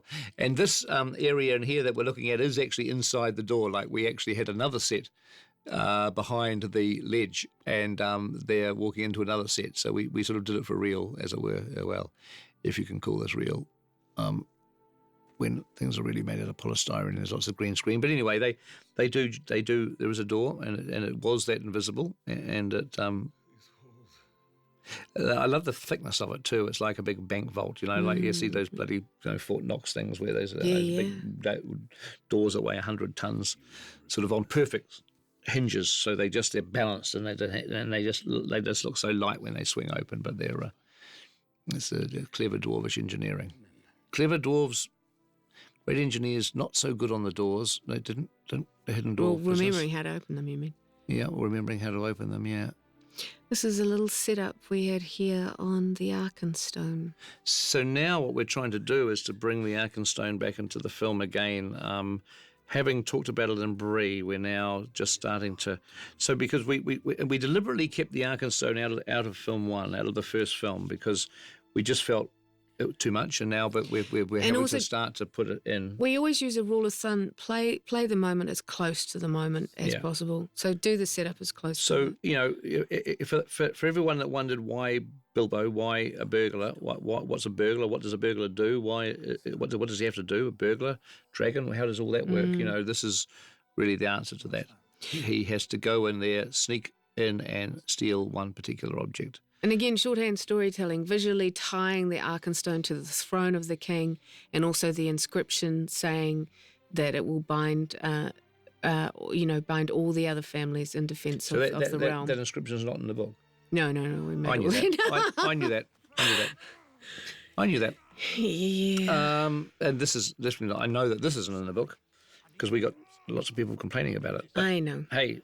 Still, we got a lot of people defending it too, that made me smile as well. I think as many people defended it as, and then actually the great truth is a lot of people either who've read the book don't remember what's in it. That's the real truth. Well, that's a little bit like me, isn't it? Or they have never read the book too, and I suspect that is the vast majority of your audience. In truth, I'm sorry, but that is the truth. And that's who you must write films for. And hopefully they'll go and read the book after seeing the movie and be. And well, that's one of the great things. Unlike Lord of the Rings, they'll be a little surprised that there's a lot of things that they're seeing as it is in the book. But anyway, we won't even go there. Don't even go there. Just don't use this for your book report if you haven't read the book. Don't make this the Cliff's Notes of a school assignment. No. on the Visual fail. on the book. But yeah, this is like there's a This version is of true. this. This is true. He does. This is a Balin version of is this in the the one- where he goes the furthest in before Bilbo has to head off by himself. And these two guys, these wonderful actors, Ken and Martin, it's like joy when you're shooting this sort of stuff. Because so much of this film, I've got my head into how scales and how do you make the dwarves look small in Lake Town, and how do you make Luke look big compared to all the dwarf actors who are really normal size. And I mean, it's just like so much. I show up in the morning and that's what's in my head. It's like, oh my God, how am I going to do this? But you get a scene like this with just two guys that are, the same height in our story terms, and you can just shoot a good old fashioned bit of drama. It's a joy. With such great actors, it's an absolute joy. Yeah. And I love the fact that the art department made Erebor green. Can't even remember. I don't know where that came from. Is it green in the books? I should know that. I can't remember the origin of that, but I always loved that green rock. He is waiting for them. Generally speaking, the scenes that we put into extended cuts are, additional material. They literally are expansions of the theatrical. This sequence has got shots where we didn't have Thrain in the theatrical and we've had to add him into the extended. Or actually, in the case of a shot you just saw when Gandalf flies through the air, Thrain was there because we actually shot that on set. There was a stuntman that was Thrain, and we had to paint him out for the theatrical. So we did worry about it for a while because by adding Thrain in, we are altering the story a little bit. So in other words, we've literally creating two versions because you can't just take these Thrain sequences and add them to the theatrical and have it make sense. We've had to actually alter the way in which the story got told. For instance, there's shots in the theatrical version of Gandalf which don't have Thrain in them at all because we never met Thrain, and yet we've had the same shots in this where we've had to put Thrain in. So it's sort of breaking our own rules a little for extended cut material, I guess. But when I say breaking, I don't even know what the rules are. So I guess you don't break them, but it's just strange. It did feel strange. It felt strange to actually be creating a separate film line. We just got ourselves a bit tied up into knots thinking about it, but it worked out okay. The thing with a storyline like Thrain's is you kind of decide you either have a truncated short version of it, which is not satisfying one way or the other because it's so short, in the theatrical, or you take it out entirely and preserve it. So in the extended, you can put it back at its original length, the intended length, the way it was shot, and it becomes a nice surprise. And, we've started to really like the idea of doing that. So, not truncating things and because of length, just taking them out entirely cleanly and then putting them back. And we also disposed of poor old Thrain. Yeah, he gets swallowed by this. He knows what's black coming, blob. though. I think not a good way to go. The black blob swallowing you always seems like a pretty nasty way to go. It's the void. And I love this. This is again an idea that the guys came up with some artwork. I mean, some conceptual art of like this bubble. He's like the light. We wanted to show light versus darkness. Okay, light and dark. And Gandalf's all about light. The staff emits light, and how do you show light and dark conflicting? Well, we come up with this idea of the light is literally like a bubble, and that the darkness is trying to punch its way in. And it was just a way of physicalizing the concept of good and bad, light and dark. It's white and black. It's sort of like it's, and then we have to get from there to, since we're revealing the big potato, the big kahuna, we have to get from there to our man with the flaming eye. That was also the destruction of Gandalf's staff. Yeah. Never to be seen again. People wondered why his staff was different in this movie. Well, that's gone now. That staff has disappeared. We don't see that anymore. And he inherits somebody else's And then staff. we did this thing of the eye and the pupil and the kind of becoming the figure of what we know. It's just anyway. Shadow and flame. It's great. Don't know if it makes any sense, but it's good. The best we could do. And I love this stuff. I just love the idea of coming out of a little corridor into something very, very big. And I also love the idea that sound carries too, that that this place is it's like tuned to perfection, that one tiny noise, like a little tap, tap, and it sort of echoes around the place. it's the perfect echo chamber. It sort of immediately gives it the space presence by using a little sound thing. It's like interesting to try to think of ways in which you can show the size, and sound is a great weapon when you're a filmmaker to actually to help you tell the story. I think people underrate sound. I try to always think of ways to exploit it. The gold, a little bit of gold. It's you think? Well, yes. I don't know. I mean, I figured that as we saw in the prologue of the first movie, the gold is neatly piled up by the dwarves and room after room, and Smaug's just basically come in and bloody whacked it all, and he's just like upset it all. He's like a messy. He's just pushed it all into one big chamber. Yes, because Howie would collect all those tiny little coins himself and scour the entire place for every last little coin. Well, he hasn't really got a finger. He can't pick them up. No, but this is good. I think this works. Yeah, I mean, this room would have been full of beautifully high towering stacks of gold, all neatly arranged, and he comes in and he swings his tail round and it all just falls into a big pile. That was how I always imagined it. It's I love the way you undercut slightly the hunt for the Arkenstone. Yeah. I think it works really well because it can be so desperate and earnest. It's another sound thing of just showing the so you have that stone echoing like crazy when he throws it, but of course his voice doesn't. I mean, you select if you don't. You try to not get locked into a rule that you have to follow all the time. You just use it when you need to use it.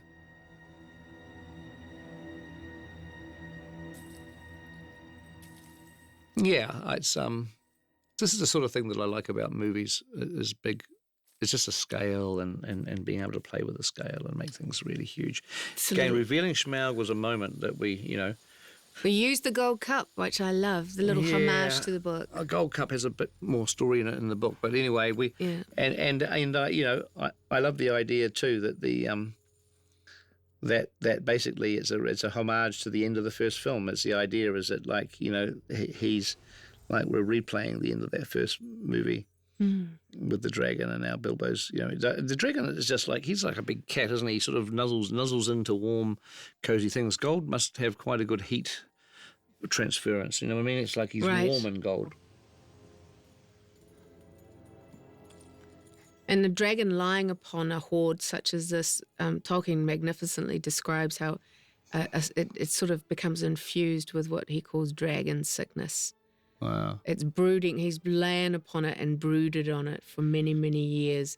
And that sort of energy has transferred itself into the gold, which has an enormous role in what happens next. I mean, the dragon, the Smaug just loves gold. But what you've done is shown the obscenity of the wealth, which I loved. When you showed me these images, it was, again, more than I thought it would be, than I could imagine. And how much wealth do you need? And the fact that he moves through it in this way, it covers an entire dragon. Well, it's like the dragon is just so comfortable in gold. He absolutely adores it. It's like sort of one of those TV commercials for a feather mattress, with a sort of those scientifically designed mattresses. Well, he's got his, and all these coins, and he's very, very happy there. And because the dragon can't spend the gold. That's the thing. I mean, he's not going to go down the store and buy himself a lawnmower or something, is he? I mean, he hasn't anything to do with it. So it's just, he's not, the gold isn't there. I mean, what's interesting is that Smaug doesn't, it's not the wealth. No, it's not the sheer sort of buying power of the gold. It's purely It's just greed. pure the sort of the colour and the smell and the something else. It's yep, but here we go, Smaug. Enter the dragon. Very good, that's a good one. And we hear Benedict's for the first time. One of the things we do here, which is, is that the moment that you see Smaug, one shot that's sharp and clear, and then we immediately go into ring world, into the conceit of the ring going on, which I think is kind of fun because now we're playing Smaug blurry out of focus, which was it was a worry. I was worried if it was the right thing to do, but I'm pleased that we did it because there's plenty of Smaug to come, plenty of seeing him nice and sharp, and I thought it was just like a tease. Backwards and forwards on whether we would see him talk or whether Bilbo would hear him psychically like the spiders. Well, psychic was the original way. We were supposed to be just no talking, but we did some tests. Work, did it? Well, we did tests of Benedict's voice on a dragon's head without the lips moving, and it just didn't work. It didn't work. So, yeah, because that was the idea. Is that he's got such a great voice. It's quite a physical voice, isn't it? Yeah, No, you just have one look at a test The like way that and that- you say no. Yeah. Yeah. And I like the way that the dragon is just like he's so comfortable, like he glides around, He making can very little noise. The only noise he makes is when he contacts the gold. Otherwise, This is about him sensing the ring, and we wanted to do that for a couple of reasons. We liked the connection between the great evil of the ring and the great evil of this dragon, but we also wanted for him this almost unbearable psychic pressure to be the thing that makes Bilbo reveal himself. Now, he doesn't reveal himself in the book, but we couldn't have this entire scene played out in Ringworld. It would have driven so he everybody just talks. He's crazy. invisible the whole time during the conversation. He in the book. is. I knew that. I knew He that. did. No, you just can't do it though in a film. You can't do it. No. You can't do it. And so, it is. Yeah. It makes Bilbo less brave. And I also actually. like the way that the dragon senses the ring. I mean, that's actually kind of a good, powerful thing. Yeah. The will of its master. Yeah. He's familiar with it. Dragons are, designing the dragon was it was a bit of a challenge. I mean, especially since everybody was saying it's got to be the greatest dragon ever. The pressure was enormous. And look, I don't know whether he's the greatest dragon ever at all, but and especially talking dragon, you do have images of Sean Connery in that Dragonheart movie, which was a great movie in its day, but it's like it's been done before, and I was terribly, terribly worried about that. And it was, but I just the slinkiness and the size of him, and A lot of it making was him- driven by Ben. yeah, making him a psychotic. I mean, he's actually a psychopath, is what Who, Smaug Ben is. or the dragon? No, the dragon. Benedict's a wonderfully nice guy, but the dragon is just this calculating psychopath. There was a personality of the dragon which was fun, and we figured that our dragon's got wings, he's got red skin. Lots of dragons have red skin. He's got claws. He's got big teeth. I mean, he's got what all the dragons you expect all the dragons to have. And I didn't want to do some radical, weird dragon design. Look how clever we are. I just wanted to have a fairly classic dragon, but all of the power comes from Benedict's voice and the choices, personality and the character of the dragon. That was going to be our weapon that nobody else has. Everyone else can do dragons, but no one else can do this character, this particular personality within the story. He found a lot of that when you did mocap with him. All this moving forward, sidling back, looking at Bilbo sideways, those were all performance choices made, weren't they? Yeah. By Benedict when he actually physically became, even though... Oh, yeah, keeping him unpredictable. keeping him like... toying with Bilbo. Yeah. But also not just a classic cat and mouse game, but actually the cleverness. He's pumping Bilbo for information. Exactly. I mean, look, he's sat there for all this time. Yeah. He knows he's not stupid. I mean, God, he's going to know Smaug's far from stupid. He knows that somebody's going to eventually show up for this gold. Too much of it. Too much gold. He knows, but he's expecting like an army of dwarves. I mean, if there's dwarves, it's going to be like thousands and thousands of them. He fears that. And so what he ends up with is he just ends up with the first guy that shows up is this one little guy. And he needs to know, is there an army outside the door? Is this just the And scout? he's also heard from I suspect, from envoys from the necromancer, and, the possible alliance between this dragon and the necromancer, that this attempt is going to be made. Was that an earthquake? That's my land. Was a dragon. There's a trailer line. We sort of knew when we shot this that it was going to end up in the trailer. I told him, we've just written the trailer line. And now we're, carrying on the theme now of keeping Bard in the story, because otherwise, at this point in The Hobbit, how do you keep Bard as a ongoing, living, breathing character? And the only way we're really able to do that is by having dwarves. And these people Bard, are innocent too. What is about? I mean, the dwarves have chosen to go to the mountain, have chosen to go in there. These people have no choice about what is to come, and it does make them incredibly vulnerable. And the Black Arrow is an interesting thing again, too, because we wanted Bard to be able to have access to one, not to have to find one, except why don't, so we did the whole hiding in plain sight thing where it's been sitting up there as a clothesline all this time, and no one's noticed it, and yet he knows it's there, of course. It's the last of the Black Arrows, and we kind of wanted to give that arrow a mythic quality, because of how it's going to be used in the future, in the next movie, possibly. You never know. We won't say anything more. But you have to be pretty pretty silly not to figure it out. And again, this is just, you know, I was so happy we made the dragon huge when I was able to stage all these scenes. It was fun to be able to shoot all this stuff. He's growing. He's not the young, and this is again from the book, he's not that young, hungry dragon who flew down from the north. Not He's dragon puppy. A dragon huge. puppy is cute, like little dogs. Are they like suspect not. raspy? Yes. He's a gnarly old man. Distract the guards. Once I'm at the top of the tower. And this is the idea that there's only that bow, the bow up the tower, the wind lance is really that bow is that arrow. That arrow is so big and heavy. I mean, I imagine it's made out of cast iron or something, or some dwarvish steel that you need some really great big bow to be able to propel it through the sky at enough force. So those things, those wind lances, the wind lance becomes quite important, but that's for later on. And he's only going to have one chance. Yep.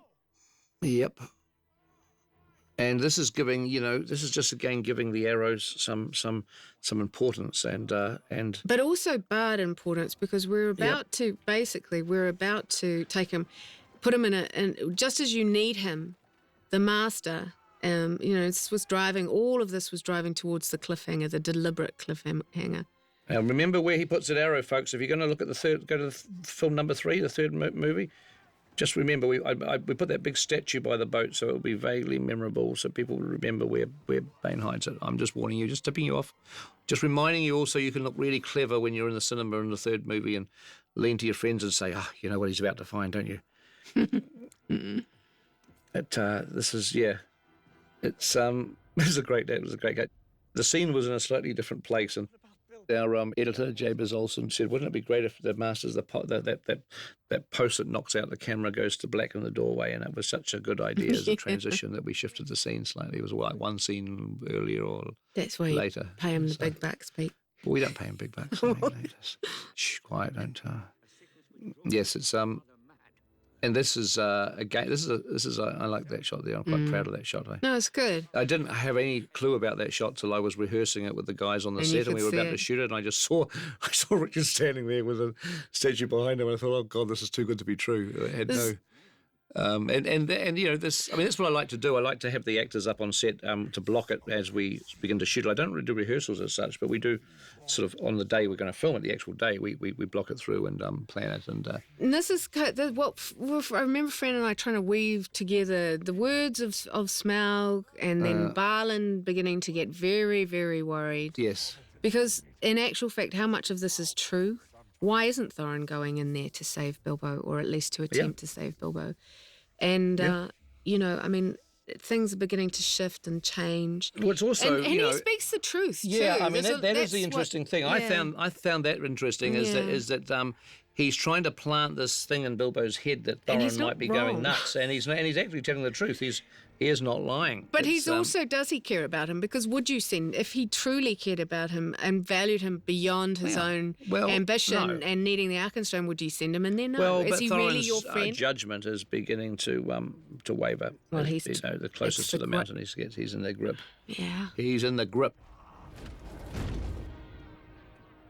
And the closing up of the storylines now are the orcs arriving in Lake Town. That their ultimate goal is Thorin. They're out to kill Thorin, but and they know the dwarves have gone there. What they don't realise is that Thorin himself has left. So they're moving in and closing in, and there are dwarves there. But, you know, knowing that we're not going to be actually attacking Lake Town with a dragon in this film, the orcs are very good jeopardy, because it's not just, you know, rumblings and sounds from the mountain that's keeping our guys alert. It's you know under danger. It's a whole other thing that's coming from a different direction. Yeah. The storyline sort of came together. It sort of worked reasonably well in terms of just the shape of the structure of the whole thing. I will not part with a single toy. I mean, whether people like it or not, I don't know, but it's just it kind of was, all the pieces were falling into place. It's about holding maximum tension, but resolving certain always things. Tension. My claws are spears. Quite a bit of Smaug's dialogue is from the book, isn't it? Like, you know, we tried to take the ones that are the iconic lines so that we tell the story with Smaug that we want to tell, but do it as much as possible through the iconic dialogue.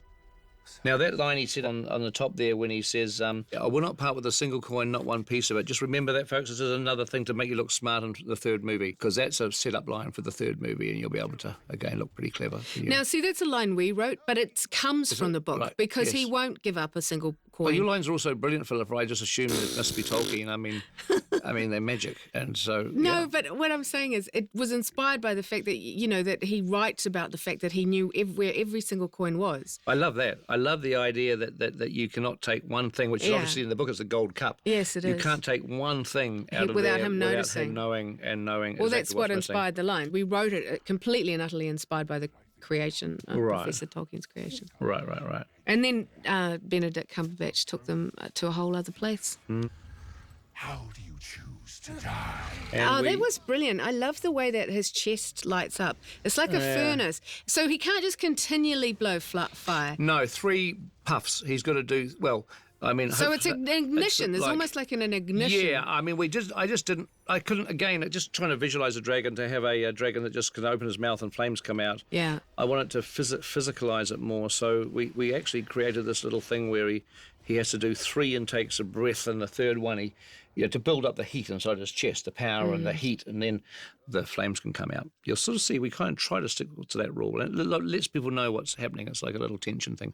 So this is really, you've got Gandalf in the cage at Dol Guldur. I mean, you've got, Bard inside a jail cell. Yeah. I mean, this is like us just obviously creating maximum tension as much as we can. I do like. We feed it also to the pigs. That's Athlas. Pikelet. That Yeah. pig is called Pikelet, and we adopted Pikelet. Yes. She's You fell in love she's with her, actually- didn't you? I fell in love with her, and she's now one of my daughters. And she's doing very, very well. She she's, got she's bigger. Very well. Oh, she's huge now. She's like twice that size, and That's she's incredible. she's very, very happy where she is. And she's got friends. Yeah.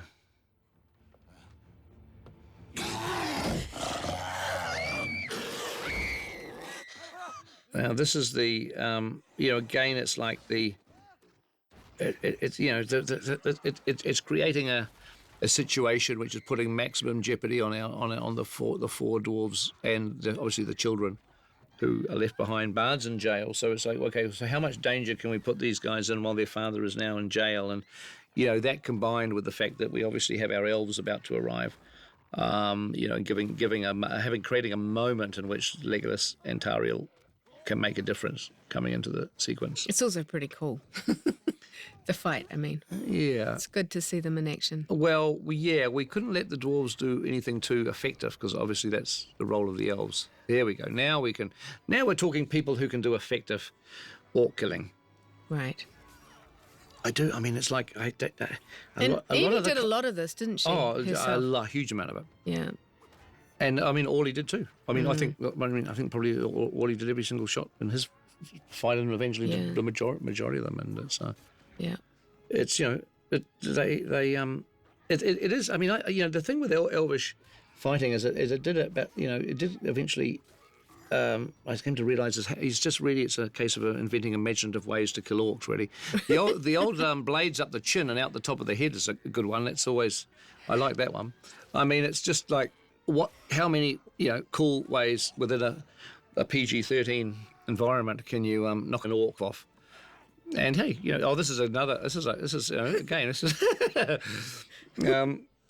talking about trying to think of imaginative ways to knock the orcs off.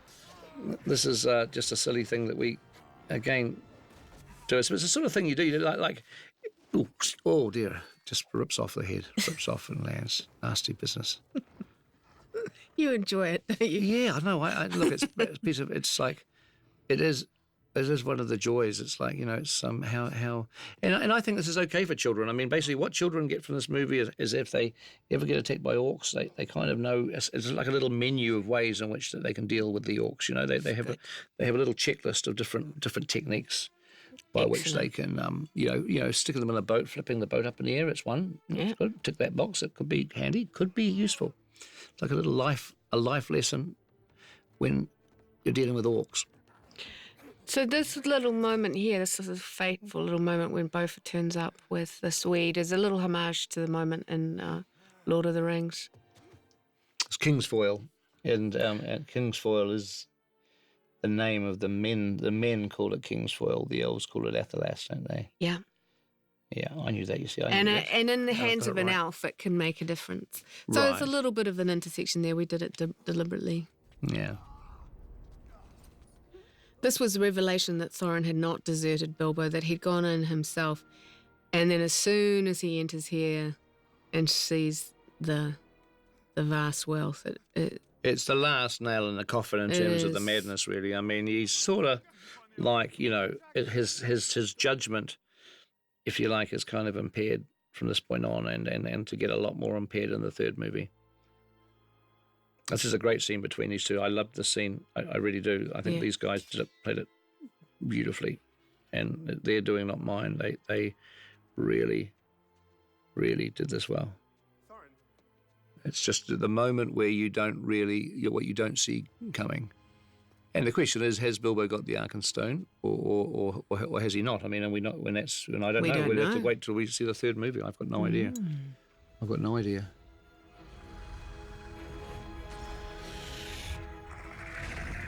We needed this meeting, this fateful meeting between Thorin and Smaug. Just a moment of eye-to-eye contact between the two. But also, this is not in the book at all. But we knew again very early on we wanted this, didn't we? I think we're getting to quite a bit of not in the book now, aren't we? Really, so I think from about this point on, or somewhat earlier than this. Well, he certainly tries to attack them, but they're all on the outside. They scramble into the mountain. Yeah, and they're stuck on the inside. And all about sheep and killing sheep and everything. Killing sheep. No, exactly. And we needed that confrontation between Thorin and Smaug.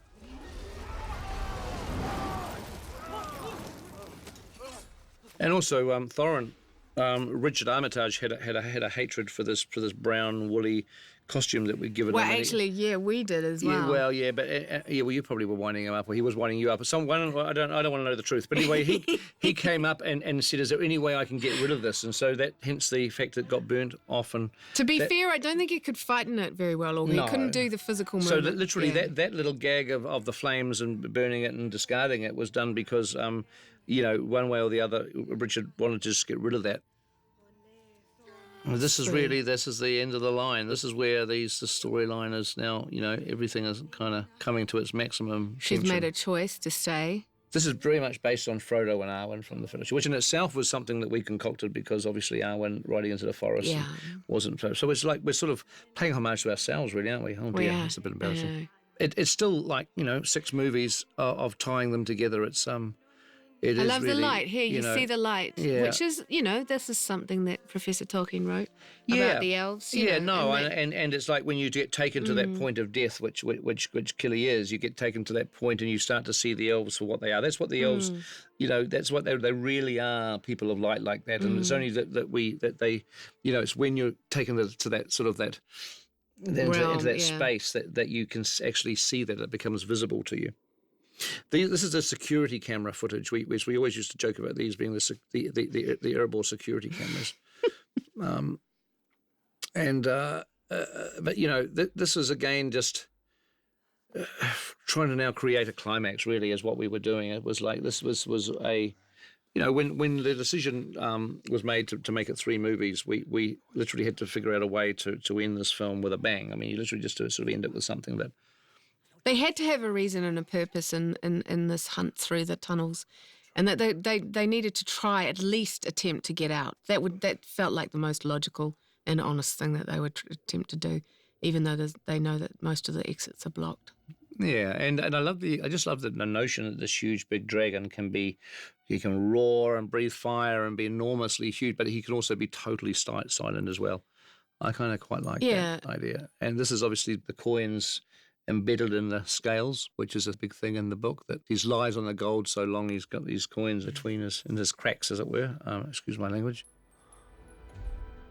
And we just wanted that lull before the storm, because obviously the storm's coming, and we just wanted this quiet lull. So that, because with situations like this where you've got multiple storylines going, it's sometimes they can contrast each other. One storyline is quiet, the other one's in roaring fury of fast editing, and then the contrast sometimes works, but also with multiple storylines, you actually try to make them sort of almost playing the same rhythm and the pace, just so everything has a unity, and it's tricky. One thing we wanted to resolve in this scene between Tariel and Keely is that he has fallen in love with her, and he's unashamed about that. This one was for the girls. Yeah, that's why you're talking. You're doing all the talking, and I'm not. You shot it. Yeah, but under supervision. And you close shot it supervision. beautifully. You shot it under beautifully. close supervision, which is fine. You don't want to be shooting a scene like this and then you show it to Philip and Fran afterwards and they just say, God, why the hell did you do that? You know, orc killing, I'm confident with by myself. Other scenes, I do have to be supervised a little. Pete actually is a big softie and can shoot these scenes beautifully, which you did, I thought. I did get told off for having his head lying on a bowl of walnuts, though. Yes, you did. Seemed like a good idea on the set, but maybe not the most romantic thing in the world. Unless you're a bit peckish. No, it was just funny. Right. It was a funny... Look, I get it. It's a funny moment when the boys just grab anything to stick under his head. Yeah, I know. It's It fine. was that balance between the comedy of the dwarves, but we've sort of ended up with a under his head here, and I probably shouldn't have done it. I apologise to you, Philippa, at this point in time. I probably would have done it a bit differently had I known how we were going to use it. It was more chaotic had in the I known original how stupid script. it was going to look. I would have done it differently. These are hard scenes to write because it's characters expressing sentiment. But you need that in these films. It gives you that other energy. Yeah. Can't be wall-to-wall orc killing. No, and you've got my vote with that too. I completely agree with you. Yeah. And this was just to we're about to launch into our climax, and we wanted just one final understanding of the emotional connection to this place, that it's not just about the dwarves protecting gold, it's not about greed. It's how they will die. You know, it's how they're going to die if they don't fight back. There was entire people wiped out by this dragon. I mean, it's like reminding people that this dragon is more than just a gold horse. You know, he literally, the dragon was responsible for all these deaths, and these are people that attempted to survive, and their loved ones. I mean, their kin, and that this is the guy that they're up against. He was responsible for this. It's just reminding people of the kind of the stakes in this. But also that they could play cat and mouse forever, but this is how it will end. Do you know what I mean? Eventually. So it gives Thorin the spur to go down with the line which he gives so greatly, does so, if this is going to end in fire, then we'll all burn together. Some of us might. Yeah, I mean, Ed Sheeran saw that when he liked it so much, he wrote a song about it. The dragon. If this is to end in fire, then we will all burn together.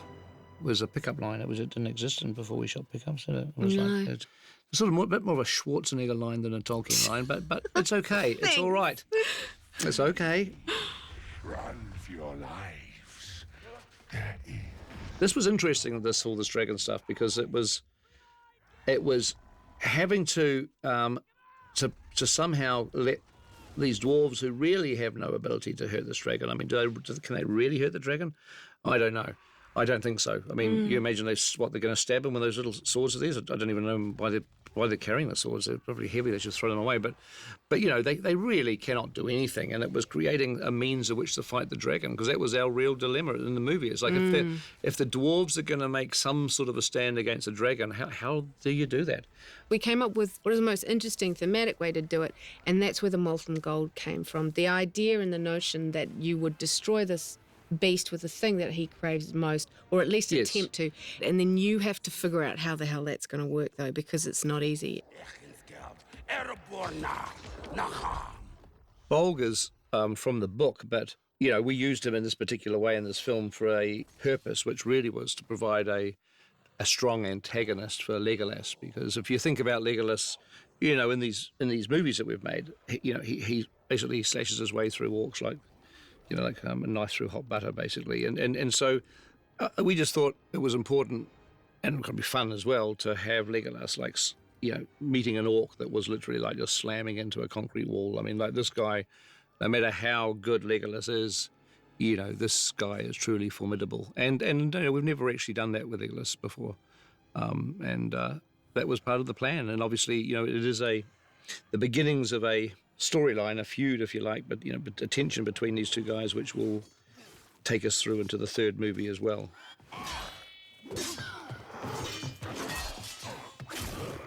I wanted to emphasise in some of the shooting here that the fact that Legolas is now using Orcrist to do, he's sort of Orcus is back in the hands of an elf instead of a dwarf.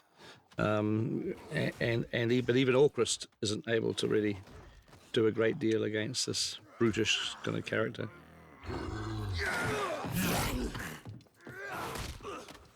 But Orlando did this fighting himself. It's like we shot this over like almost one day. Really, it didn't take much longer than a day.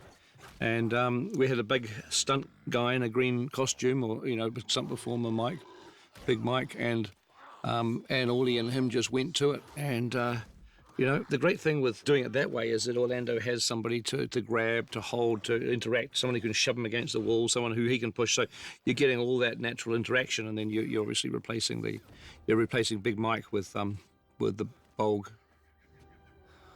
And this was a slight moment that we created here to a breakthrough where this was the first time that Legolas has seen blood. It's like, we've never seen him bleed, and I think he's never seen himself bleed. He actually probably the very first time he's ever had a wound. Yeah. He's not very too happy about it either. So these guys are basically they're riding off into film 3, really, the third movie. There they are. We'll see them again in December.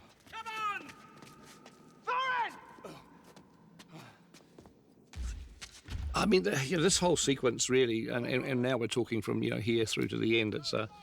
It was an extended sequence created, because we needed a climactic, action sequence for this film. And I know that sounds terribly Hollywood and terribly hokey, and probably going to, is upsetting a lot of the Tolkien fans, which is understandable. But nonetheless, we're filmmakers having to deliver a film for a cinema audience, and there was no way that we could have just ended the film.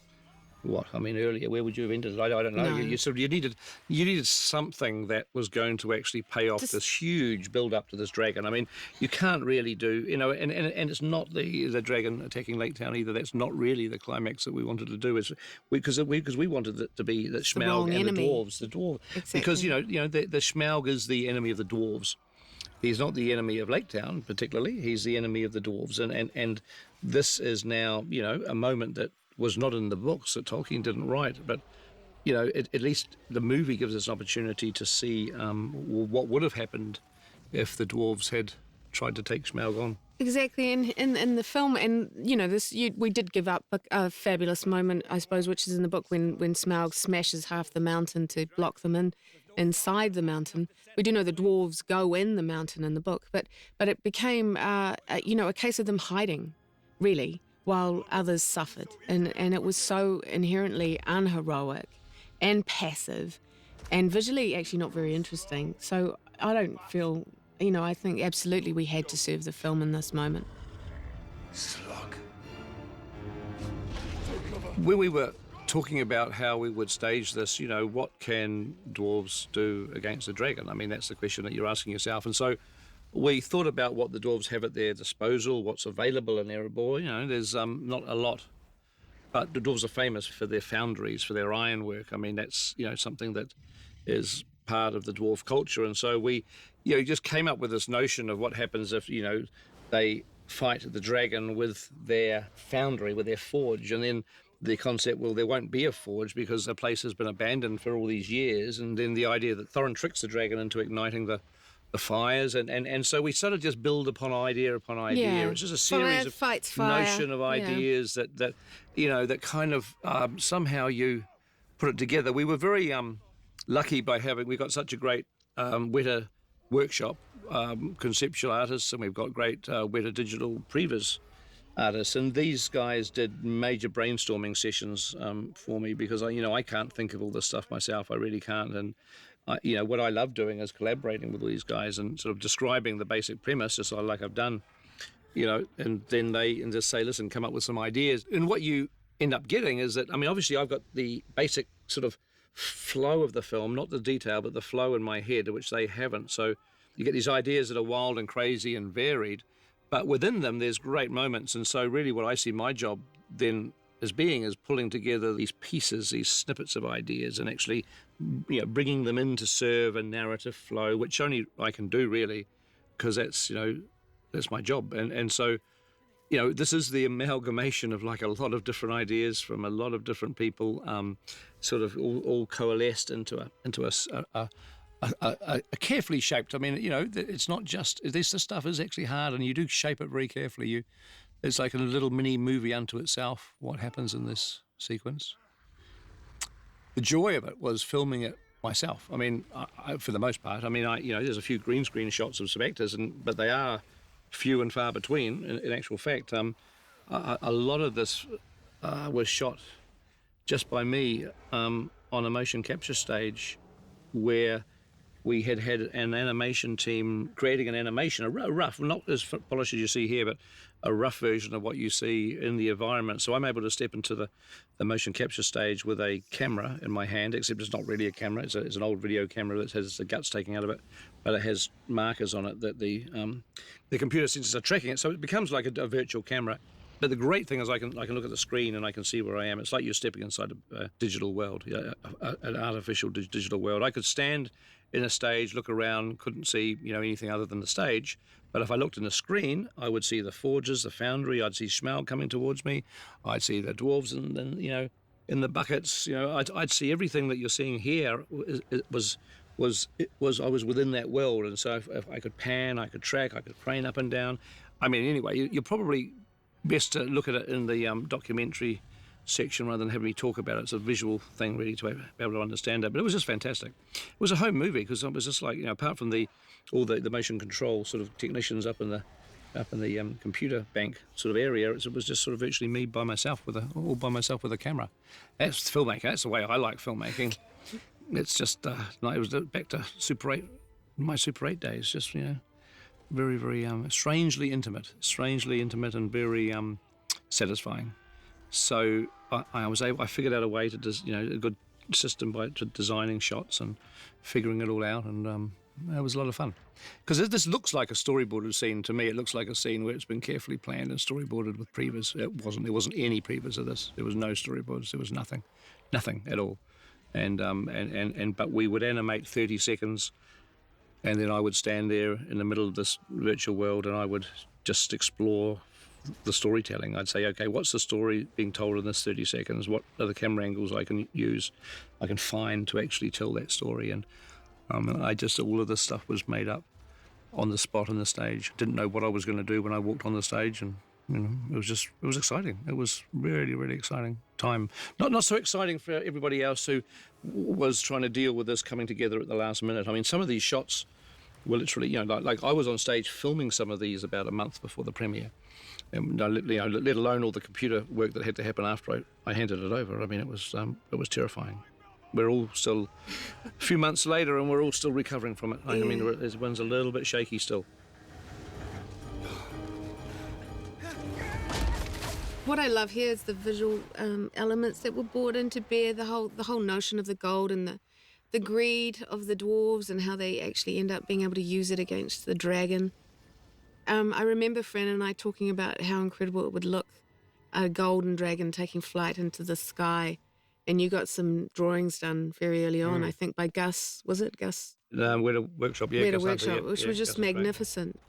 We worked our way backwards because the first bit of artwork we saw, which was from Weta Workshop, Gus Hunter, was a dragon covered in gold, kind of just sort of like spinning around like molten gold. It's like, if the dwarves were in the foundry, why don't they use gold to fight? I mean, then we took that idea and we thought, well, that could be the climax. And then, where does the gold come from? And then Alan did the statue. So it was sort of working its way backwards, yeah. Is some sordid scheme hatched between these filthy dwarves and those miserable top-trading lakesmen. And I'll tell you what, this stuff that you're looking at here was also very, very tricky, narrative-wise, because we had to somehow end up with dwarves fighting dragon inside Erebor had to turn into a vengeful attack on Lake Town. And Lake Town doesn't have anything to do with what's going on in here. So, it was a bit of smoke and mirrors and some rather delicate writing by Fran and Phil, and good performance, obviously great performance by Benedict and Martin. Brilliant, yeah. It's sort of we just created this kind of this spiteful thing. It's like a kid, who doesn't get his own way and he's throwing his toys on the ground. It's like, okay, well, I know how, you guys think you are so clever. Well, I know how I can really hurt you. I'll kill all these innocent people. And you will live to watch that. Yeah, you're going to have to watch it, and guess what? You're going to be to blame. I'm going to bring massive amounts of guilt on your head by, doing what I'm doing. So it's a psychological way to actually combat these guys, which is, Lake Town sort of turned into being a kind of just a weapon, an instrument that Smaug was turning against the Bilbo and the dwarves, really. Just correct me if I'm wrong, but the giant dwarf statue, was that Alan Lee? Came up, I think. Some artwork, yeah. Alan had done artwork, and that was the sort of the inspiration. It was like these giant gold statues. I remember when you showed us some of the artwork, I just thought, oh, I love that. I love that whole concept.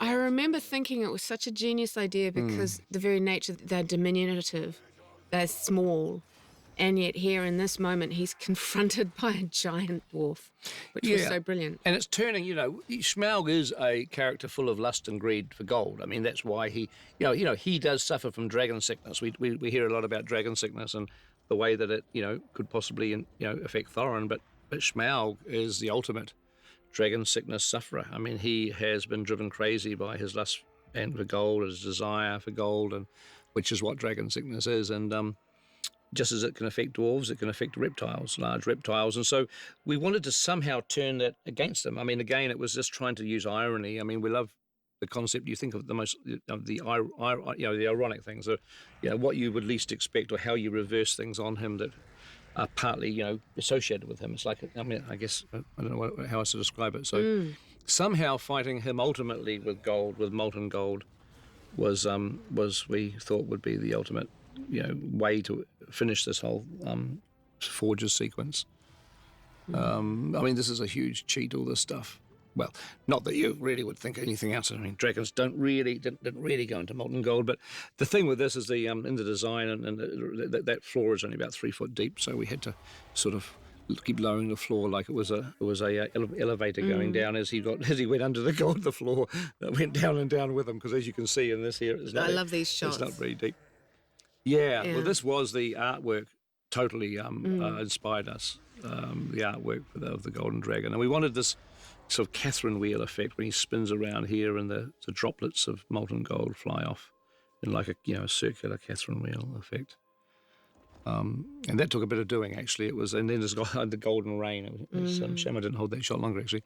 That golden rain comes down at the end. It's look, I mean, it's a climax, and in a way we tried to use all the themes of the film to support the climax. We didn't want the climax to be just, I mean, although I know people very critical of it, Tolkien fans will totally disagree, but in a way what we wanted the climax to simply to be made up of at least the themic kind of elements that were important to the characters and to the story, not to have it about something completely out of thin air. It's interesting.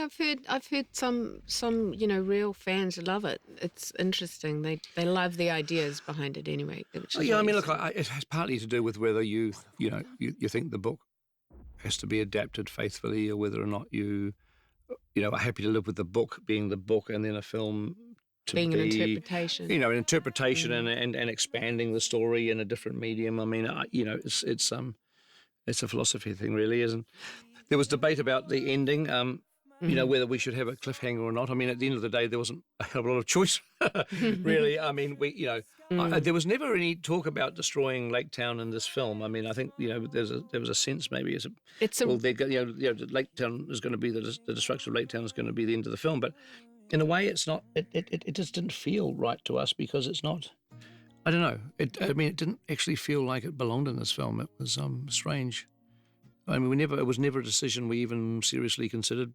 It was like, well, you actually can't end this. You can't end with the book slamming shut. No, resolving everything. Really. Because as it is, you see, that with the dragon attack in the third movie, it also gives us a chance to push through some of the other storylines. So even though something may happen to the dragon, folks, who knows? Spoiler alert. There is still a lot of other narrative that is motoring along at the same time that sort of carries on. So those threads have to be held. Yeah. Yes. Yeah. So it's like this is an interesting film. I think this one in my mind is always going to be the Frankenstein movie. In a way, it's going to be the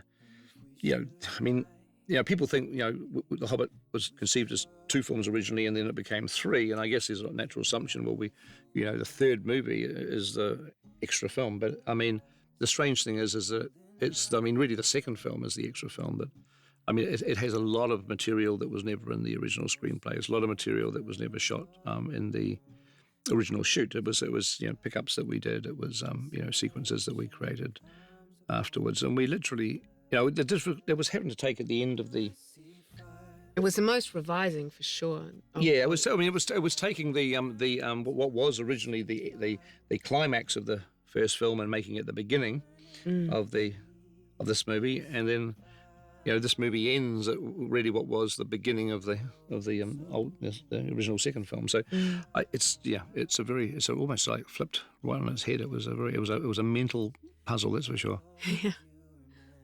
Yeah. It was fun though. I enjoyed that. Oh yeah, I mean, look, I like this movie. I kind of look at it and think, probably when I in 20 years' time, when I've forgotten most of it, I'll probably quite enjoy seeing it again. It's the sort of movie I would enjoy. I'm too close to it, and I can never enjoy watching anything. But it's really, but you just don't have have any sense of being able to actually perspective on it. But I think that one day when I'm old and I can't remember, what day of the week it is, and I can't.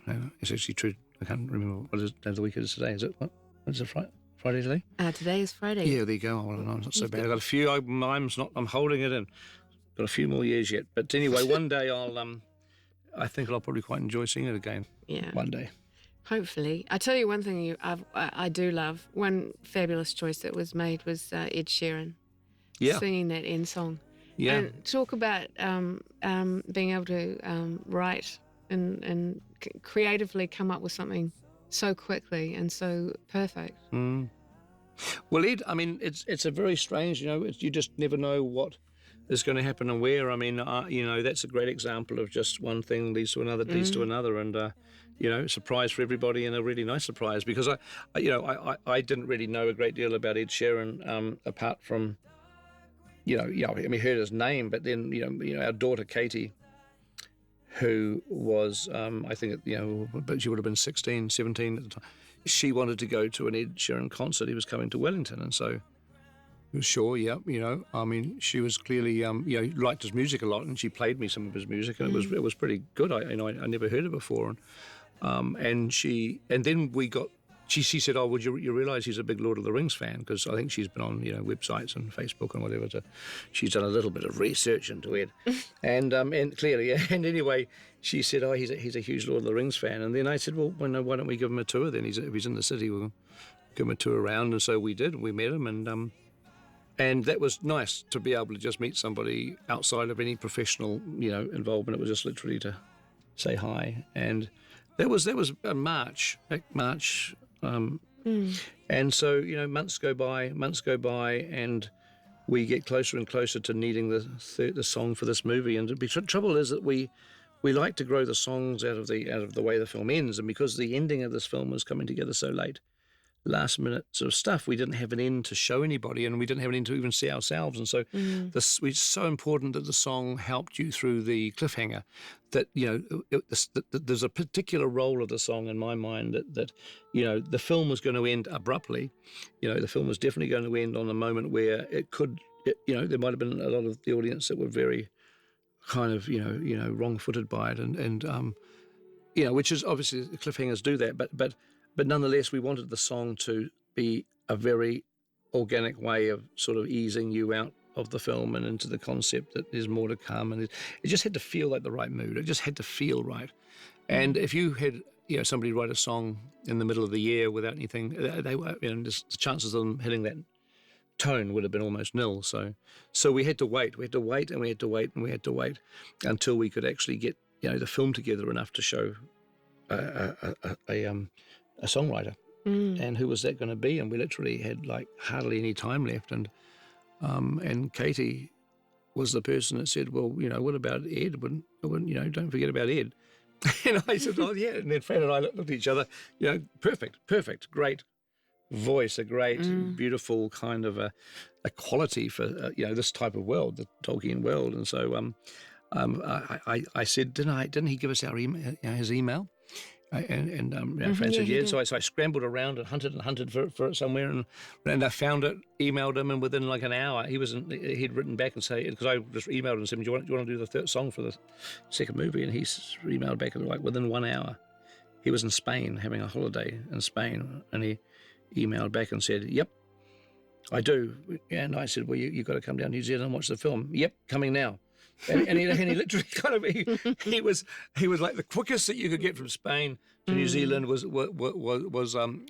It was like within about 28 hours or something. He after I sent that email, he was walking in the door with his guitar in hand. So and we showed him the movie, and hey, it just it all came together, and it's what a perfect song. Great song and perfect for the movie, and it's weird how things like that happen. Fate.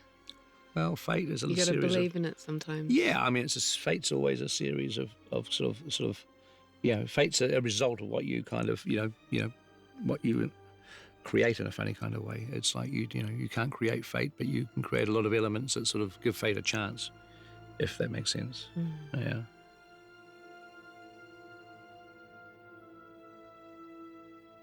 I love the score of this film.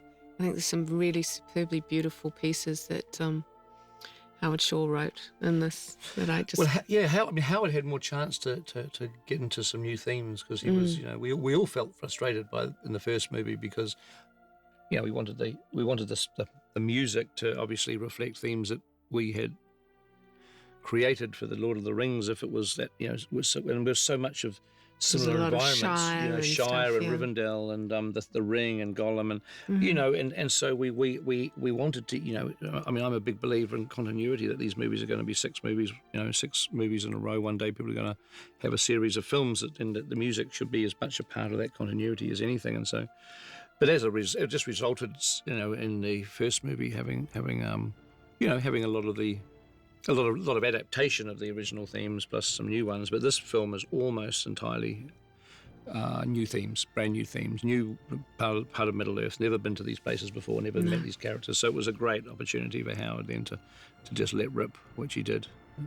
That was terrific. So I hope you've enjoyed listening to us burble on. I think Philippa might be asleep. Are you? No, I'm not. No, you're not? Okay, fine. I'm thinking of the third film. You hadn't moved for a while. Sorry, you hadn't moved for a while. I wasn't sure.